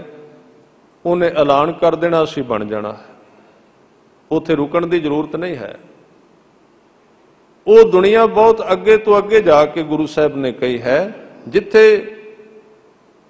ਇਹ ਚੀਜ਼ਾਂ ਸਹਿਜੇ ਸਹਿਜੇ ਹੋਰ ਰੂਪ ਧਾਰਨ ਕਰ ਜਾਂਦੀਆਂ, ਇਹਨਾਂ ਦਾ ਰੂਪ ਬਦਲ ਜਾਂਦਾ। ਹੁਣ ਅਸੀਂ ਕਹਿੰਦੇ ਆ ਨਾ ਵੀ ਸਰੀਰ ਦੇ ਅੰਦਰ ਰੋਟੀ ਖਾਓ ਤੇ ਤੱਤ ਬਣਨਗੇ। ਤੁਸੀਂ ਵੇਖੋਗੇ ਕਿੰਨੇ ਰੂਪ ਨੇ ਤੱਤ ਦੇ। ਜਿਹੜਾ ਅੰਦਰ ਸਾਡੇ ਵਿਟਾਮਿਨਸ ਚੱਲ ਰਹੇ ਨੇ ਛੋਟੇ ਛੋਟੇ, ਹੁਣ ਤਾਂ ਦਿਸਦੇ ਵੀ ਨਹੀਂ, ਟੈਸਟ ਕਰਨਾ ਪੈਂਦਾ ਵੀ ਕਿਹੜਾ ਹੈ। ਪਰ ਜਦੋਂ ਇਹਨਾਂ ਦੀ ਆਰੰਭਤਾ ਹੋਈ ਸੀ, ਪਹਿਲਾਂ ਕਣਕ ਬੀਜੀ ਇੱਕ ਦਾਣਾ, ਫਿਰ ਉੱਗ ਪਈ, ਉਹਦੇ ਪੱਤੇ ਨਿਕਲੇ, ਫਿਰ ਉਹਨੂੰ ਸਿੱਟੇ ਲੱਗੇ, ਫਿਰ ਉਹਦਾ ਰੰਗ ਕਿੰਨੀ ਵਾਰੀ ਤਬਦੀਲ ਹੋਇਆ। फिर ਉਹਦਾ ਆਟਾ ਬਣ ਗਿਆ, फिर आटे ਨੂੰ ਗੁੰਨਿਆ ਇੱਕ ਹੋਰ ਰੂਪ ਬਣ ਗਿਆ, फिर ਪ੍ਰਸ਼ਾਦਾ ਬਣਿਆ। ਤੇ ਜਿਹੜਾ ਤੱਤ ਬਣਿਆ ਨਾ ਵਿਟਾਮਿਨ, ਉਹਦਾ ਰੂਪ ਹੋਰ ਹੀ ਹੈ। ਨਾਮ ਦੇ ਇਸ ਤਰ੍ਹਾਂ ਰੂਪ ਬਦਲਦੇ ਨੇ ਧਰਮ ਦੇ।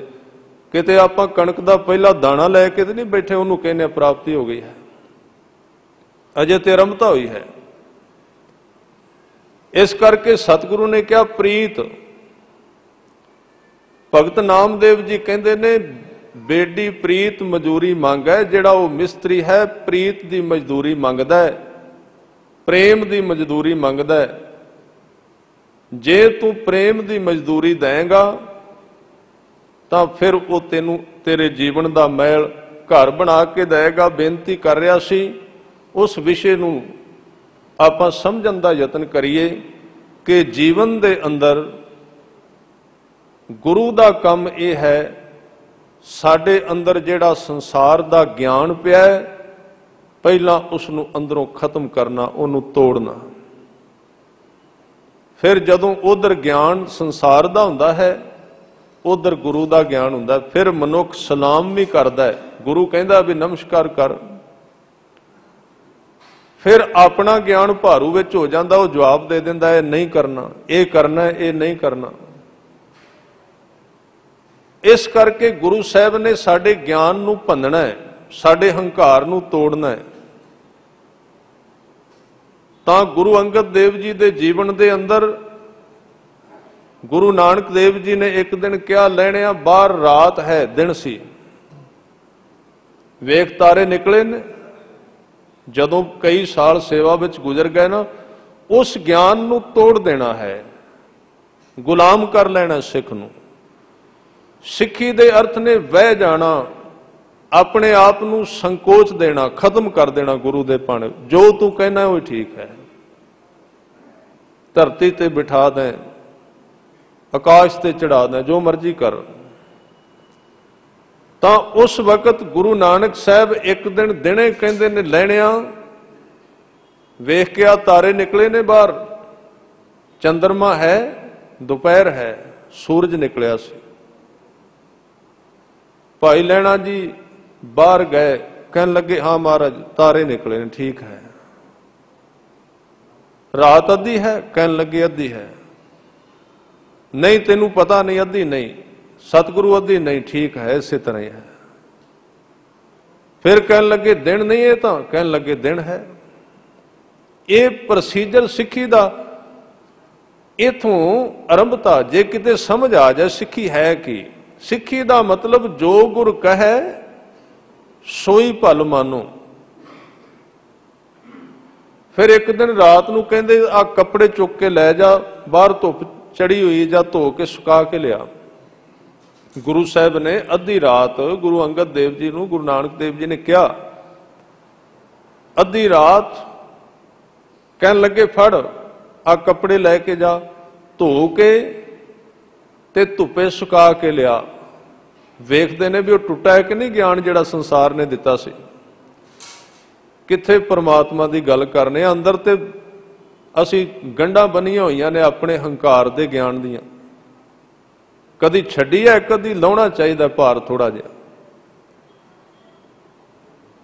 ਸਿੱਖੀ ਦਾ ਮਤਲਬ ਹੈ, ਗੁਰੂ ਸਾਹਿਬ ਨੇ ਕਿਹਾ ਭਇਆ ਦੀਵਾਨਾ ਸ਼ਾਹ ਕਾ। ਦੀਵਾਨੇ ਦਾ ਮਤਲਬ ਗੁਰੂ ਦੇ ਹੁਕਮ ਵਿੱਚ ਦੀਵਾਨਾ ਹੋ ਜਾਣਾ, ਕਰੀ ਜਾਣਾ ਜੋ ਕਹਿੰਦਾ ਹੈ, ਪਰਵਾਹ ਨਹੀਂ ਕਰਨੀ।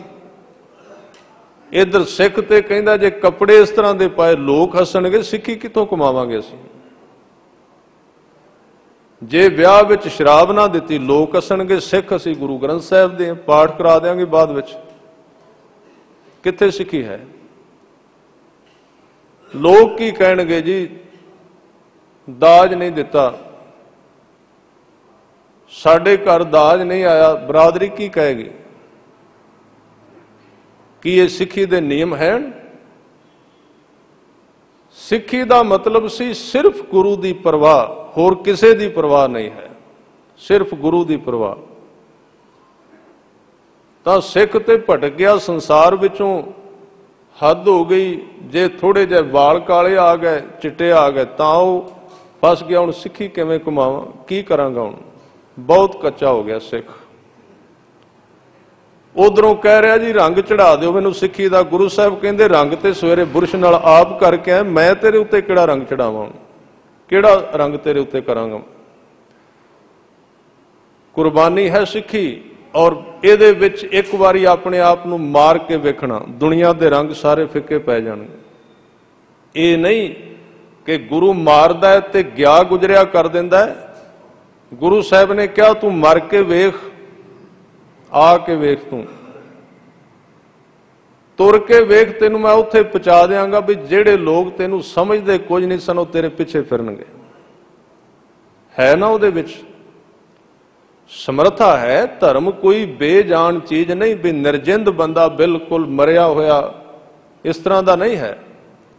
ਸਰਬ ਸ਼ਕਤੀਮਾਨ, ਸਰਬ ਕਲਾ ਸਮਰੱਥ, ਸਾਰੀਆਂ ਸ਼ਕਤੀਆਂ ਉਹਦੇ ਵਿੱਚ ਨੇ। ਉਹਦੇ ਅੱਗੇ ਮੌਤ ਵੀ ਖੜੀ ਨਹੀਂ ਹੋ ਸਕਦੀ। ਉਹ ਆਪਣੇ ਸਮਝੌਤੇ ਨਾਲ ਮੌਤ ਨੂੰ ਇਜਾਜ਼ਤ ਦਿੰਦਾ ਹੈ ਕਿ ਤੂੰ ਹੁਣ ਕੰਮ ਕਰ ਸਕਣੀ ਹੈ, ਹੁਣ ਤੈਨੂੰ ਇਜਾਜ਼ਤ ਹੈ, ਤੂੰ ਮੇਰੇ ਸਰੀਰ ਨੂੰ ਖਤਮ ਕਰ ਸਕਣੀ ਹੈ, ਨਹੀਂ ਤੇ ਮੌਤ ਦੀ ਵੀ ਹਿੰਮਤ ਨਹੀਂ ਉਹ ਧਾਰਮਿਕ ਮਨੁੱਖ ਦੇ ਉੱਤੇ ਆਪਣਾ ਹੁਕਮ ਚਲਾ ਸਕੇ।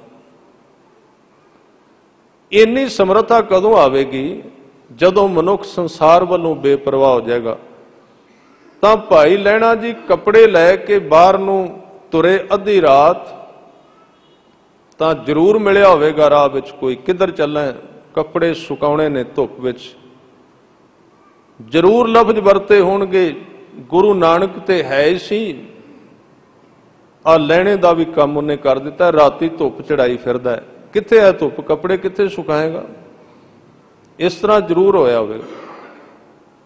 ਕੁਰਾਈਆ ਕਿਹਾ ਸੀ ਗੁਰੂ ਸਾਹਿਬ ਨੂੰ, ਗਲਤ ਰਾਹ ਤੇ ਚੱਲਦਾ ਹੈ। ਕੁਰਾਈਆ ਲਫ਼ਜ਼ ਆਉਂਦਾ ਹੈ ਗੁਰੂ ਨਾਨਕ ਸਾਹਿਬ ਵਾਸਤੇ, ਲੋਕਾਂ ਨੇ ਵਰਤਿਆ, ਕੁਰਾਈਆ ਹੈ, ਰਾਹ ਗਲਤ ਚੁਣ ਲਿਆ। ਤੇ ਭੀੜ ਤੇ ਉਧਰ ਚੱਲਦੀ ਜਿੱਥੇ ਆ ਸੰਸਾਰ ਦੇ ਸਮਾਜ ਵਾਲੇ ਪੜ੍ਹੇ ਲਿਖੇ ਲੋਕ ਤੁਰਦੇ ਨੇ, ਜਿੱਥੇ ਪਰਮਾਤਮਾ ਦੀ ਭਗਤੀ ਪ੍ਰਗਟ ਹੋ ਜਾਂਦੀ। ਉਹ ਲਕੀਰ ਦਾ ਫਕੀਰ ਨਹੀਂ ਹੁੰਦਾ, ਉਹਦੇ ਰਸਤੇ ਆਪਣੇ ਹੁੰਦੇ ਨੇ।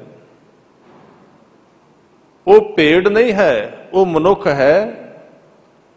ਇੱਕ ਭੇਡ ਦੇ ਪਿੱਛੇ ਹਜ਼ਾਰਾਂ ਭੇਡਾਂ ਤੁਰਦੀਆਂ ਨੇ, ਉਹਨਾਂ ਦਾ ਅਨੁਕਰਨ ਕਰਦੀਆਂ, ਉਹਨਾਂ ਦੇ ਪਿੱਛੇ ਤੁਰਦੀਆਂ ਨੇ।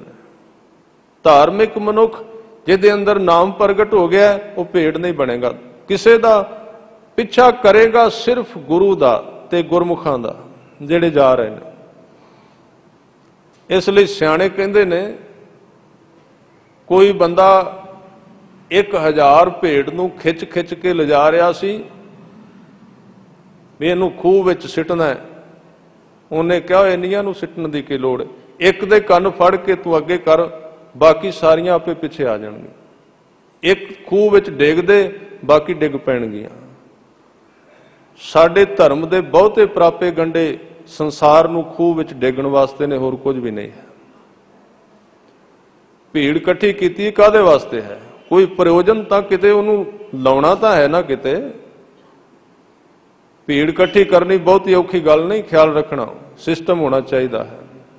ਹੋ ਸਕਦੀ ਹੈ ਕਿੰਨੇ ਕਿੰਨੇ ਵੱਡੇ ਜਲਸੇ ਤੁਹਾਡੇ ਸਾਹਮਣੇ ਹੋ ਰਹੇ ਨੇ। ਹਾਂ, ਉਹ ਇਕੱਠ ਕਰਨਾ ਚੰਗੀ ਗੱਲ ਹੈ, ਗੁਰੂ ਸਾਹਿਬ ਨੇ ਵਰਤੇ ਨੇ ਇਕੱਠ। ਤੁਸੀਂ ਵੇਖੋ ਗੁਰੂ ਨਾਨਕ ਸਾਹਿਬ ਦਾ ਜੀਵਨ, ਜੇ ਹਰਿਦੁਆਰ ਦਾ ਮੇਲਾ ਲੱਗਦਾ, ਲੋਕ ਇਕੱਠੇ ਹੋਏ ਉੱਥੇ ਪਹੁੰਚ ਗਏ, ਗੱਲ ਆਪਣੀ ਕੀਤੀ ਗੁਰਮਤ ਦੀ। ਭੀੜ ਨੂੰ ਵਰਤ ਲੈਣਾ ਔਰ ਸ਼ਬਦ ਤੱਕ ਲੈ ਜਾਣਾ, ਇਹ ਗੁਰੂ ਦਾ ਸੰਦੇਸ਼ ਹੈ। ਸ਼ਬਦਾਂ ਨੂੰ ਵਰਤ ਕੇ ਭੀੜ ਇਕੱਠੀ ਕਰਨੀ ਤੇ ਵਾਵਾ ਵਾਵਾ ਕਰ ਕਰਾ ਕੇ ਚਲੇ ਜਾਣਾ, ਇਹ ਗੁਰਮਤ ਦਾ ਹਿੱਸਾ ਨਹੀਂ ਹੈ। ਇਸ ਕਰਕੇ ਬੇਨਤੀ ਕਰ ਰਿਹਾ ਸੀ, ਸਲਾਮ ਤੇ ਜਵਾਬ। ਗੁਰੂ ਸਾਹਿਬ ਨੇ ਕਿਹਾ, ਲੈਣਿਆ ਰਾਤ ਨੂੰ ਦਿਨ ਕਵਾਂ ਤੇ ਕਹੇਗਾ, ਕਹਿਣ ਲੱਗੇ ਕਵਾਂਗਾ। ਤਿਆਰ ਹੋ ਗਿਆ ਸਭ ਕੁਝ ਕਰਨ ਵਾਸਤੇ। ਇਥੋਂ ਆਰੰਭਤਾ ਹੁੰਦੀ ਹੈ ਗੁਰਸਿੱਖੀ ਦੀ ਆਰੰਭਤਾ। ਆਪਣੇ ਜੀਵਨ ਨੂੰ ਮਾਰ ਦੇ, ਅਜੇ ਤਾਂ ਤੂੰ ਫੜਿਆ ਹੋਇਆ ਆਪਣੇ ਆਪ ਨੂੰ, ਉਹਦੇ ਵਿੱਚ ਮਾਰ ਦੇ ਆਪਣੇ ਆਪ ਨੂੰ। ਸਚਾਈ ਹੈ ਸਭ ਤੋਂ ਵੱਡਾ ਦੁੱਖ ਹੀ ਮੌਤ ਦਾ ਮਨੁੱਖ ਨੂੰ, ਜਿੱਦਣ ਇਹ ਲਾ ਕੇ ਪਾਸੇ ਰੱਖ ਦਿੱਤਾ, ਬਾਕੀ ਹੈ ਕਾਹਦਾ ਦੁੱਖ ਦੁਨੀਆ ਵਿੱਚ, ਫਿਰ ਬਾਕੀ ਕੁਝ ਨਹੀਂ ਬਚਦਾ। ਤਾਂ ਗੁਰੂ ਉਸ ਗਿਆਨ ਨੂੰ ਭੰਨਣਾ ਸ਼ੁਰੂ ਕਰ ਦਿੰਦਾ ਹੈ, ਪਿਛਲਾ ਗਿਆਨ ਟੁੱਟਦਾ ਹੈ। ਜਿਉਂ-ਜਿਉਂ ਆਪਣੀ ਮੱਤ ਟੁੱਟਦੀ ਜਾਂਦੀ ਹੈ, ਕੂੜ ਦੀ ਪਾਲ, ਕੂੜ ਦੀ ਕੰਧ ਜਿਹੜੀ ਹੈ, ਸਹਿਜੇ ਸਹਿਜੇ ਉਹ ਪਰਦਾ ਲੈ ਜਾਂਦਾ ਹੈ ਜਿਹੜਾ ਪਰਮਾਤਮਾ ਅਤੇ ਮਨੁੱਖ ਦੇ ਵਿਚਕਾਰ ਤਣਿਆ ਹੋਇਆ ਹੈ। ਉਹ ਹੈ ਆਪਣਾ ਗਿਆਨ, ਆਪਣੀ ਸਮਝ। ਉਹਨੂੰ ਵਿੱਚੋਂ ਡਿਲੀਟ ਕਰਨਾ ਚਾਹੀਦਾ, ਕੱਢਣਾ ਚਾਹੀਦਾ, ਤੋੜ ਦੇਣਾ ਚਾਹੀਦਾ, ਔਰ ਯਤਨ ਕਰਨਾ ਚਾਹੀਦਾ ਕਿ ਜਿੰਨਾ ਘੱਟ ਅੰਦਰ ਜਾਏ ਉਹ ਫਿਰ ਨਿਕਲੇਗਾ ਨਹੀਂ ਵਿੱਚੋਂ। ਪਾਉਣਾ ਸੌਖਾ ਵਿੱਚ, ਸੰਸਾਰ ਦੇ ਜਿਹੜੇ ਵਿਚਾਰ ਨੇ, ਸੰਸਾਰ ਦਾ ਜਿਹੜਾ ਗਿਆਨ ਹੈ, ਮਨ ਵਿੱਚ ਪਾ ਲੈਣਾ ਸੌਖਾ, ਜਦੋਂ ਕੱਢਣਾ ਪਏ ਉਦੋਂ ਸਮਝ ਆਉਂਦੀ ਹੈ। ਆ ਜਿੰਨੇ ਕੁ ਲੱਗੇ, ਵੈਸੇ ਹੁਣ ਬਹੁਤਿਆਂ ਤੇ ਸਮਝੌਤਾ ਹੀ ਕਰ ਲਿਆ ਹੈ। ਬਹੁਤੇ ਤੇ ਕਹਿੰਦੇ ਹੁਣ ਨਰਕ ਨੂੰ ਸਵਰਗ ਕਹਿ ਲੋ, ਕੀ ਫਾਇਦਾ, ਨਾ ਤਾਂ ਜਾਇਆ ਜਾਣਾ, ਇਹ ਸਵਰਗ ਹੈ। ਉਹ ਕਹਿੰਦੇ ਨੇ ਵੀ ਹੁਣ 4 ਪੈਸੇ ਇਕੱਠੇ ਹੋ ਗਏ, ਇਹਨੂੰ ਚੜ੍ਹਦੀ ਕਲਾ ਕਹਿ ਲੋ। ਗੁਰੂ ਗ੍ਰੰਥ ਸਾਹਿਬ ਨੇ ਤੇ ਚੜ੍ਹਦੀ ਕਲਾ ਹੋਰ ਕੋਈ ਕਹੀ ਹੈ? ਉਤੋਂ ਤੱਕ ਜਾਇਆ ਨਹੀਂ ਜਾਣਾ, ਆਹ ਠੀਕ ਹੈ। ਆ ਥੋੜਿਆਂ ਨੇ, ਗੁਰਮੁਖਾਂ ਨੇ ਯਤਨ ਕਰ ਰਹੇ ਨੇ, ਅਜੇ ਵੀ ਹਨ ਜਿਹੜੇ ਕਿ ਉਹ ਇਸ ਮਨ ਕੋ ਕੋਈ ਖੋਜੋ ਭਾਈ, ਬੰਦੇ ਖੋਜ ਦਿਲ ਹਰ ਰੋਜ਼, ਫਿਰ ਨਾ ਪਰੇਸ਼ਾਨੀ ਮਾਹੇ। ਜਦੋਂ ਕੱਢਣ ਬਹਿੰਦੇ ਨੇ ਫਿਰ ਪੁੱਛ ਕੇ ਵੇਖੋ, ਕਹਿੰਦੇ ਹੁਣ ਆਉਂਦੇ ਨੇ ਬਜ਼ੁਰਗ ਬਹੁਤ ਸਾਰੇ, ਕਹਿੰਦੇ ਧਿਆਨ ਨਹੀਂ ਟਿਕਦਾ, ਮਨ ਵਿੱਚੋਂ ਵਿਚਾਰ ਬੜੇ ਆਉਂਦੇ ਨੇ, ਉਹ ਪਾਏ ਹੋਏ ਨੇ ਪਹਿਲਾਂ, ਤਾਂ ਉਹ ਵਾਪਸੀ ਨਾਮ ਕੱਢਦਾ ਹੈ। ਹਾਂ, ਇੱਕ ਰਸਤਾ ਹੈ, ਗੁਰੂ ਅੱਗੇ ਅਰਦਾਸ ਕਰੀਏ। ਗੁਰੂ ਦਾ ਆਸਰਾ ਲੈਣ ਦਾ ਮਤਲਬ ਇਹ ਹੈ, ਜੇ ਸਿੱਧੇ ਤੁਸੀਂ ਕੀਤਾ ਤੇ ਘਬਰਾ ਜਾਏਗਾ ਮਨੁੱਖ, ਸਾਧਨਾ ਵਿੱਚ ਕੋਈ ਕਾਮਯਾਬੀ ਹੋਣ ਦੀ ਆਸ ਨਹੀਂ, ਕਿਉਂਕਿ ਅੰਦਰ ਜਦੋਂ ਬਾਹਰ ਨੂੰ ਵਿਚਾਰ ਜਿਹੜੇ ਪਾਏ ਨੇ ਨਿਕਲਦੇ ਨੇ, ਆਦਮੀ ਕੰਟਰੋਲ ਨਹੀਂ ਕਰ ਸਕਦਾ, ਛੱਡ ਦਿੰਦਾ ਹੈ। ਤਾਂ ਗੁਰੂ ਸਾਹਿਬ ਦਾ ਇਹ ਜਿਹੜਾ ਤਰੀਕਾ ਹੈ, ਗੁਰੂ ਦਾ ਆਸਰਾ, ਗੁਰਪ੍ਰਸਾਦ। ਗੁਰਪ੍ਰਸਾਦ ਦਾ ਮਤਲਬ ਗੁਰੂ ਇਹ ਆਸਰਾ ਦਿੰਦਾ ਹੈ, ਕਿਰਪਾ ਕਰਦਾ ਹੈ ਮਨੁੱਖ ਦੇ ਉੱਤੇ, ਕਿ ਉਹ ਬਾਈਪਾਸ ਕਰ ਦਿੰਦਾ ਉਹਦੇ ਸਾਰੇ ਜੀਵਨ ਨੂੰ। ਉਹਦੇ ਜੀਵਨ ਦੇ ਵਿੱਚ ਜਿਹੜਾ ਗੁਰੂ ਕੇ ਸਵਾਰਿਓ ਜੀਵਨ ਦੇ ਅੰਦਰ ਜਿਹੜੇ ਦੁੱਖ ਨੇ ਉਹਨਾਂ ਨੂੰ ਬਾਈਪਾਸ ਕਰ ਦਿੰਦਾ ਹੈ, ਬਾਹਰੋਂ ਬਾਹਰ ਨਿਕਲ ਜਾਂਦਾ, ਬਾਹਰੋਂ ਬਾਹਰ ਕੱਢ ਲੈਂਦਾ। ਜਿਵੇਂ ਇੱਕ ਬੱਚਾ, ਉਹਦਾ ਬਾਪ ਉਹਨੂੰ ਇੱਕ ਜੰਗਲ ਵਿੱਚੋਂ ਲੈ ਕੇ ਗੁਜ਼ਰਦਾ ਹੈ, ਉਹਨੇ ਚੁੱਕਿਆ ਹੋਇਆ ਗੋਦ ਵਿੱਚ, ਤੇ ਉਹਦੇ ਵਿੱਚ ਰਸਤੇ ਵਿੱਚ ਸੱਪ ਬਹੁਤ ਨੇ, ਬੜੇ ਬੜੇ ਭਿਅੰਕਰ ਨਾਗ ਲੰਘਦੇ ਨੇ। ਉਹ ਬੱਚਾ ਵੇਖਦਾ ਤੇ ਸਹਿਮਦਾ ਹੈ, ਡਰਦਾ ਹੈ, ਤੇ ਜਦੋਂ ਪੂਰਾ ਡਰ ਜਾਂਦਾ ਨਾ ਫਿਰ ਘਬਰਾਉਂਦਾ। ਉਹ ਕੀ ਕਰਦਾ ਹੈ, ਉਹ ਆਪਣੇ ਬਾਪ ਦੇ ਗਲੇ ਨੂੰ ਛਾਤੀ ਦੇ ਉੱਤੇ ਆਪਣੀਆਂ ਅੱਖਾਂ ਲਾ ਕੇ ਅੱਖਾਂ ਬੰਦ ਕਰ ਲੈਂਦਾ ਹੈ। ਫਿਰ ਉਹ ਜਦੋਂ ਪਾਰ ਨਿਕਲ ਜਾਂਦਾ ਨਾ ਜੰਗਲ ਤੋਂ, ਹੁਣ ਉਹਦਾ ਪਿਤਾ ਕਹਿੰਦਾ ਵੀ ਹੁਣ ਤੂੰ ਅੱਖਾਂ ਖੋਲ ਲੈ, ਹੁਣ ਇੱਥੇ ਕੁਝ ਨਹੀਂ। ਗੁਰੂ ਦੀ ਗੋਦ ਵਿੱਚ ਗੁਰੂ ਵਾਲੇ ਬਣਨ ਦਾ ਲਾਭ ਕੀ ਹੈ? ਗੁਰੂ ਦੇ ਸਹਾਰਾ ਲੈਣ ਦਾ ਮਤਲਬ ਹੈ ਜਿਹੜਾ ਵੀ ਜੀਵਨ ਦੇ ਰਾਹ ਤੇ ਤੁਰਿਆ, ਰਸਤੇ ਵਿੱਚ ਮੁਸੀਬਤਾਂ ਤੇ ਦੁੱਖ ਜ਼ਰੂਰ ਕੋਈ ਨਾ ਕੋਈ ਆਉਂਦਾ ਹੈ। ਜੇ ਤੇ ਅੱਖਾਂ ਬੰਦ ਕਰਕੇ ਗੁਰੂ ਦੀ ਛਾਤੀ ਨਾਲ ਅੱਖਾਂ ਲਾ ਲਈਆਂ ਤੇ ਉਹ ਗੁਰੂ ਆਪੇ ਤੁਰੇਗਾ, ਕਿਉਂਕਿ ਉਹਨੇ ਚੁੱਕਿਆ ਹੋਇਆ, ਪਾਰ ਕੱਢ ਦੇਗਾ। ਸੰਸਾਰ ਸਮੁੰਦੇ ਤਾਰ ਗੋਬਿੰਦੇ, ਤਾਰ ਲੈ ਬਾਪ ਬੀਠਲਾ, ਮੈਂ ਅਜਾਣ ਜਨ ਤਰਬੇ ਨਾ ਜਾਨੋ ਮੋਕੋ ਬਾਹ ਦੇ ਬਾਪ ਬੀਠਲਾ। ਤਾਂ ਇਸ ਤਰ੍ਹਾਂ ਗੁਰਪ੍ਰਸਾਦ ਦੁਆਰਾ ਮਨੁੱਖ ਅੱਗੇ ਲੰਘ ਸਕਦਾ ਹੈ। ਇਸ ਆਪਣੇ ਗਿਆਨ ਨੂੰ ਜਿਨ੍ਹਾਂ ਨੇ ਤੋੜਿਆ, ਉਹ ਸਲਾਮ ਤੇ ਜਵਾਬ ਦੋਵੇਂ ਨਹੀਂ ਕਰਦੇ। ਕੱਲ ਦੇ ਵਿਸ਼ੇ ਵਿੱਚ 3 ਲਫ਼ਜ਼ ਨੇ, ਇੱਕ ਗੁਰਮੁਖ ਹੈ, ਇੱਕ ਮਨਮੁਖ ਹੈ, ਇੱਕ ਵੇਮੁਖ ਹੈ। ਗੁਰਬਾਣੀ ਵਿੱਚ 3 ਲਫ਼ਜ਼ ਆਉਂਦੇ ਨੇ। ਵੇਮੁਖ ਦਾ ਮਤਲਬ, ਗੁਰਮੁਖ ਦਾ ਮਤਲਬ ਗੁਰੂ ਦੇ ਦਰ ਤੇ ਪ੍ਰਵਾਨ, ਮਨਮੁਖ ਦਾ ਮਤਲਬ ਜਿਹੜਾ ਮੰਨਦਾ ਹੀ ਨਹੀਂ, ਵੇਮੁਖ ਦਾ ਮਤਲਬ ਜਿਹੜਾ ਮੰਨਦਾ ਵੀ ਹੈ ਤੇ ਨਹੀਂ ਵੀ ਮੰਨਦਾ। ਉਹਨੂੰ ਗੁਰੂ ਸਾਹਿਬ ਨੇ ਕਿਹਾ, ਕਹਿਣ ਲੱਗੇ ਚੰਗਾ ਚੰਗਾ ਕਰ ਮੰਨੈ, ਜੇ ਤੇ ਜੀਵਨ ਵਿੱਚ ਕੁਝ ਚੰਗਾ ਹੋ ਜਾਏ ਫਿਰ ਤਾਂ ਕਹਿੰਦਾ ਗੁਰੂ ਬਹੁਤ ਵੱਡਾ ਹੈ, ਮਹਾਨ ਹੈ। ਮੰਦਾ ਹੋਏ ਤੇ ਜੇ ਕਿਤੇ ਮੰਦਾ ਆ ਜਾਏ, ਥੋੜੀ ਜਿਹੀ ਕੋਈ ਕਮੀ ਆ ਜਾਏ, ਫਿਰ ਗੁਰੂ ਤੇ ਸ਼ੱਕ ਕਰਨਾ ਸ਼ੁਰੂ ਕਰ ਦਿੰਦਾ। ਗੁਰੂ ਸਾਹਿਬ ਕਹਿੰਦੇ ਆਸ਼ਿਕ ਇਹ ਨਾ ਆਖੀਐ, ਇਸ ਨੂੰ ਆਸ਼ਿਕ ਨਹੀਂ ਕਹੀਦਾ, ਇਸ ਨੂੰ ਭਗਤ ਨਹੀਂ ਕਹੀਦਾ। जे लेखा वरतै सोए, ਜਿਹੜਾ ਆਪਣੇ ਗੁਰੂ ਨਾਲ ਲੇਖਾ ਕਰਨ ਬਹਿ ਜਾਂਦਾ ਹੈ ਵੀ ਮੈਂ ਇੰਨੇ ਸਾਲ ਇਹ ਹੁਕਮ ਤੇਰਾ ਮੰਨਿਆ ਹੈ, ਤੂੰ ਮੈਨੂੰ ਕੀ ਦਿੱਤਾ ਹੈ। ਇਹ ਵਹੀ ਖਾਤਾ ਨਹੀਂ ਚੱਲਦਾ ਗੁਰੂ ਨਾਲ, ਹੁਣ ਤਾਂ ਚਲੋ ਚੱਲ ਗਿਆ, ਇਹ ਚੱਲਦਾ ਨਹੀਂ, ਤਾਂ ਹੀ ਤੇ ਪ੍ਰਾਪਤੀ ਨਹੀਂ ਹੈ। ਗੁਰੂ ਨਾਲ ਵਹੀ ਖਾਤਾ ਨਹੀਂ, ਲੇਖਾ ਨਹੀਂ। ਗੁਰੂ ਕਦੀ ਵੀ ਇਸ ਚੀਜ਼ ਨੂੰ ਪ੍ਰਵਾਨ ਨਹੀਂ ਕਰਦਾ, ਉੱਥੇ ਬਰਕਤਾਂ ਨਹੀਂ ਰਹਿੰਦੀਆਂ। ਤੁਸੀਂ ਵੇਖੋਗੇ ਨਾ ਕਈ ਇਸ ਤਰ੍ਹਾਂ ਦੇ ਥਾਂ ਨੇ ਜਿੱਥੇ ਕੋਈ ਵਹੀ ਨਹੀਂ, ਕੋਈ ਪਰਚੀ ਨਹੀਂ ਕੱਟਦਾ, ਕੋਈ ਕੁਝ ਨਹੀਂ ਹੈ। ਤਾਂ ਕਈ ਥਾਂ ਐਸੇ ਨੇ ਜਿੱਥੇ ਸਾਰਾ ਦਿਨ ਪਰਚੀਆਂ ਚੱਲਦੀਆਂ ਨੇ।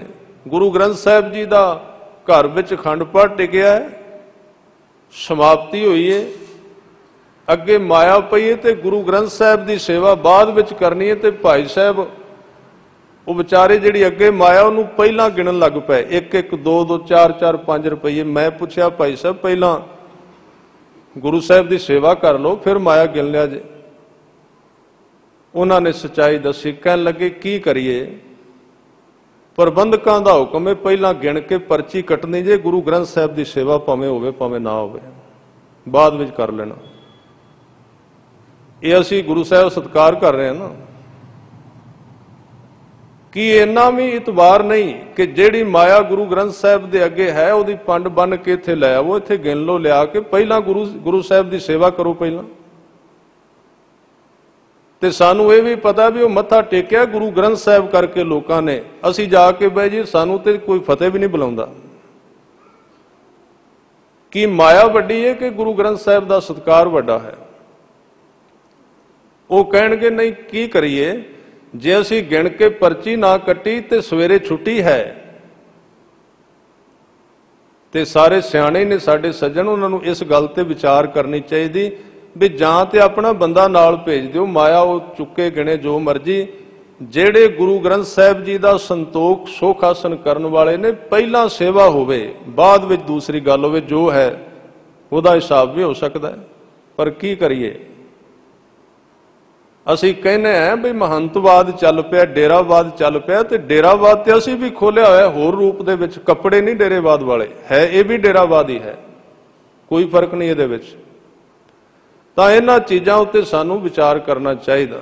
ਸਲਾਮ ਜਵਾਬ ਦੋਵੇਂ ਕਰੇ, ਉਹ ਲੇਖੇ ਤੋਂ ਬਾਹਰ ਚਲਾ ਜਾਂਦਾ ਹੈ, ਉਹ ਲੇਖਾ ਨਹੀਂ ਕਰਦਾ। ਸਲਾਮ ਜਵਾਬ ਦੋਵੇਂ ਕਰੇ, ਜਿਹੜਾ ਮਨੁੱਖ ਗੁਰੂ ਨੂੰ ਸਲਾਮ ਵੀ ਕਰਦਾ ਹੈ ਤੇ ਜਵਾਬ ਵੀ ਦਿੰਦਾ ਹੈ, ਰੁਮਾਲਾ ਵੀ ਦਿੰਦਾ ਹੈ, ਫੁੱਲ ਵੀ ਚੜਾਉਂਦਾ ਹੈ, ਸਭ ਕੁਝ ਦਿੰਦਾ, ਲੰਗਰ ਵੀ ਦੇ ਦਿੰਦਾ, ਅੱਗੇ ਭੇਟ ਕਰ ਦਿੰਦਾ। ਜਦੋਂ ਗੁਰੂ ਗ੍ਰੰਥ ਸਾਹਿਬ ਦੇ ਸ਼ਬਦਾਂ ਦੀ ਵਿਆਖਿਆ ਹੋਣ ਲੱਗਦੀ, ਉਹ ਕੰਨ 'ਚ ਉਂਗਲ ਪਾ ਕੇ ਵਿੱਚੋਂ ਮਲਣ ਲੱਗ ਪੈਂਦਾ ਵੀ ਇਹ ਸ਼ਬਦ ਮੇਰੇ ਵਾਸਤੇ ਨਹੀਂ, ਕਥਾ ਤੁਸੀਂ ਸੁਣੋ, ਦਾਨ ਅਸੀਂ ਕਰ ਦਿਆਂਗੇ, ਕਿਉਂਕਿ ਦੁਕਾਨ ਜ਼ਮੀਨ ਬਥੇਰੀ, ਮਾਇਆ ਦੇ ਦਿਆਂਗੇ। ਤਾਂ ਉਹ ਬਾਕੀ ਸਭ ਕੁਝ ਕਰ ਲੈਂਦਾ, ਗੁਰੂ ਦਾ ਹੁਕਮ ਮੰਨਣ ਵਾਸਤੇ ਤਿਆਰ ਨਹੀਂ ਹੈ। ਸਲਾਮ ਜਵਾਬ ਦੋਵੇਂ ਕਰੇ, ਸਤਿਗੁਰੂ ਨੇ ਕਿਹਾ ਮੁੱਢੋਂ ਕੁੱਥਾ ਜਾਏ। ਮੁੱਢੋਂ ਦਾ ਅਰਥ ਹੈ ਆਰੰਭ ਤੋਂ, ਤੂੰ ਤੇ ਸ਼ੁਰੂ ਤੋਂ ਹੀ ਗਲਤ ਚੱਲ ਪਿਆ। ਮੁੱਢੋਂ ਦਾ ਮਤਲਬ ਹੈ ਪਹਿਲਾ ਮੋੜ। ਜਦੋਂ ਆਦਮੀ ਪਹਿਲੇ ਚੌਂਕ ਤੋਂ ਪਹਿਲੇ ਮੋੜ ਤੋਂ ਹੀ ਭਟਕ ਜਾਏ, ਅੱਗੇ ਕੋਈ ਸੰਭਾਵਨਾ ਨਹੀਂ, ਰਸਤਾ ਮਿਲ ਜਾਏਗਾ, ਦੂਰ ਚਲਾ ਜਾਏਗਾ। ਤਾਂ ਜਿਹੜਾ ਸਭ ਕੁਝ ਕਰਦਾ ਹੈ ਤੇ ਹੁਕਮ ਨਹੀਂ ਮੰਨਦਾ, ਗੁਰੂ ਸਾਹਿਬ ਨੇ ਕਿਹਾ ਮੁੱਢੋਂ ਕੁੱਥਾ ਜਾਏ, ਕੁਰਸਤੇ ਤੇ ਪੈ ਗਿਆ, ਗਲਤ ਰਾਹ ਤੇ ਚਲਾ ਗਿਆ। ਨਾਨਕ ਦੋਵੇਂ ਕੂੜੀਆਂ, ਇਹ ਤੇਰੀ ਬਾਹਰੀ ਸੇਵਾ ਵੀ ਝੂਠੀ ਹੈ। ਕੂੜੀਆਂ ਦੇ ਅਰਥ ਨੇ ਝੂਠੀਆਂ। ਸਲਾਮ ਕਰਨਾ ਵੀ ਝੂਠਾ ਹੈ। ਥਾਂ ਨਾ ਕਾਈ ਪਾਏ, ਇਹਨਾਂ ਵਿੱਚੋਂ ਕੋਈ ਥਾਂ ਨਹੀਂ ਪੈ ਸਕਦੀ। ਜੋ ਕੁਝ ਕਰ ਰਿਹਾ ਹੈ ਉਹ ਬਾਹਰਲਾ ਵੀ ਕਰ, ਪਰ ਗੁਰੂ ਦਾ ਹੁਕਮ ਮੰਨਣ ਦਾ ਯਤਨ ਕਰ। ਆਪਾਂ ਗੁਰੂ ਸ਼ਬਦ ਨਾਲ ਜੁੜਾਂਗੇ, ਸਾਰਿਆਂ ਨੇ ਕਿਰਪਾ ਕਰਨੀ ਹੈ। ਇਕਾਗਰ ਚਿੱਤ ਹੋ ਕੇ ਸ਼ਬਦ ਵਿੱਚ ਧਿਆਨ ਲਾ ਕੇ ਜਪਣਾ ਹੈ। ਸਾਰੇ ਸਾਵਧਾਨ ਹੋ ਕੇ ਚੌਂਕੜਾ ਮਾਰ ਕੇ ਬੈਠੋ ਔਰ ਸ਼ਬਦ ਨਾਲ ਜੁੜਨ ਦਾ ਯਤਨ ਕਰੀਏ।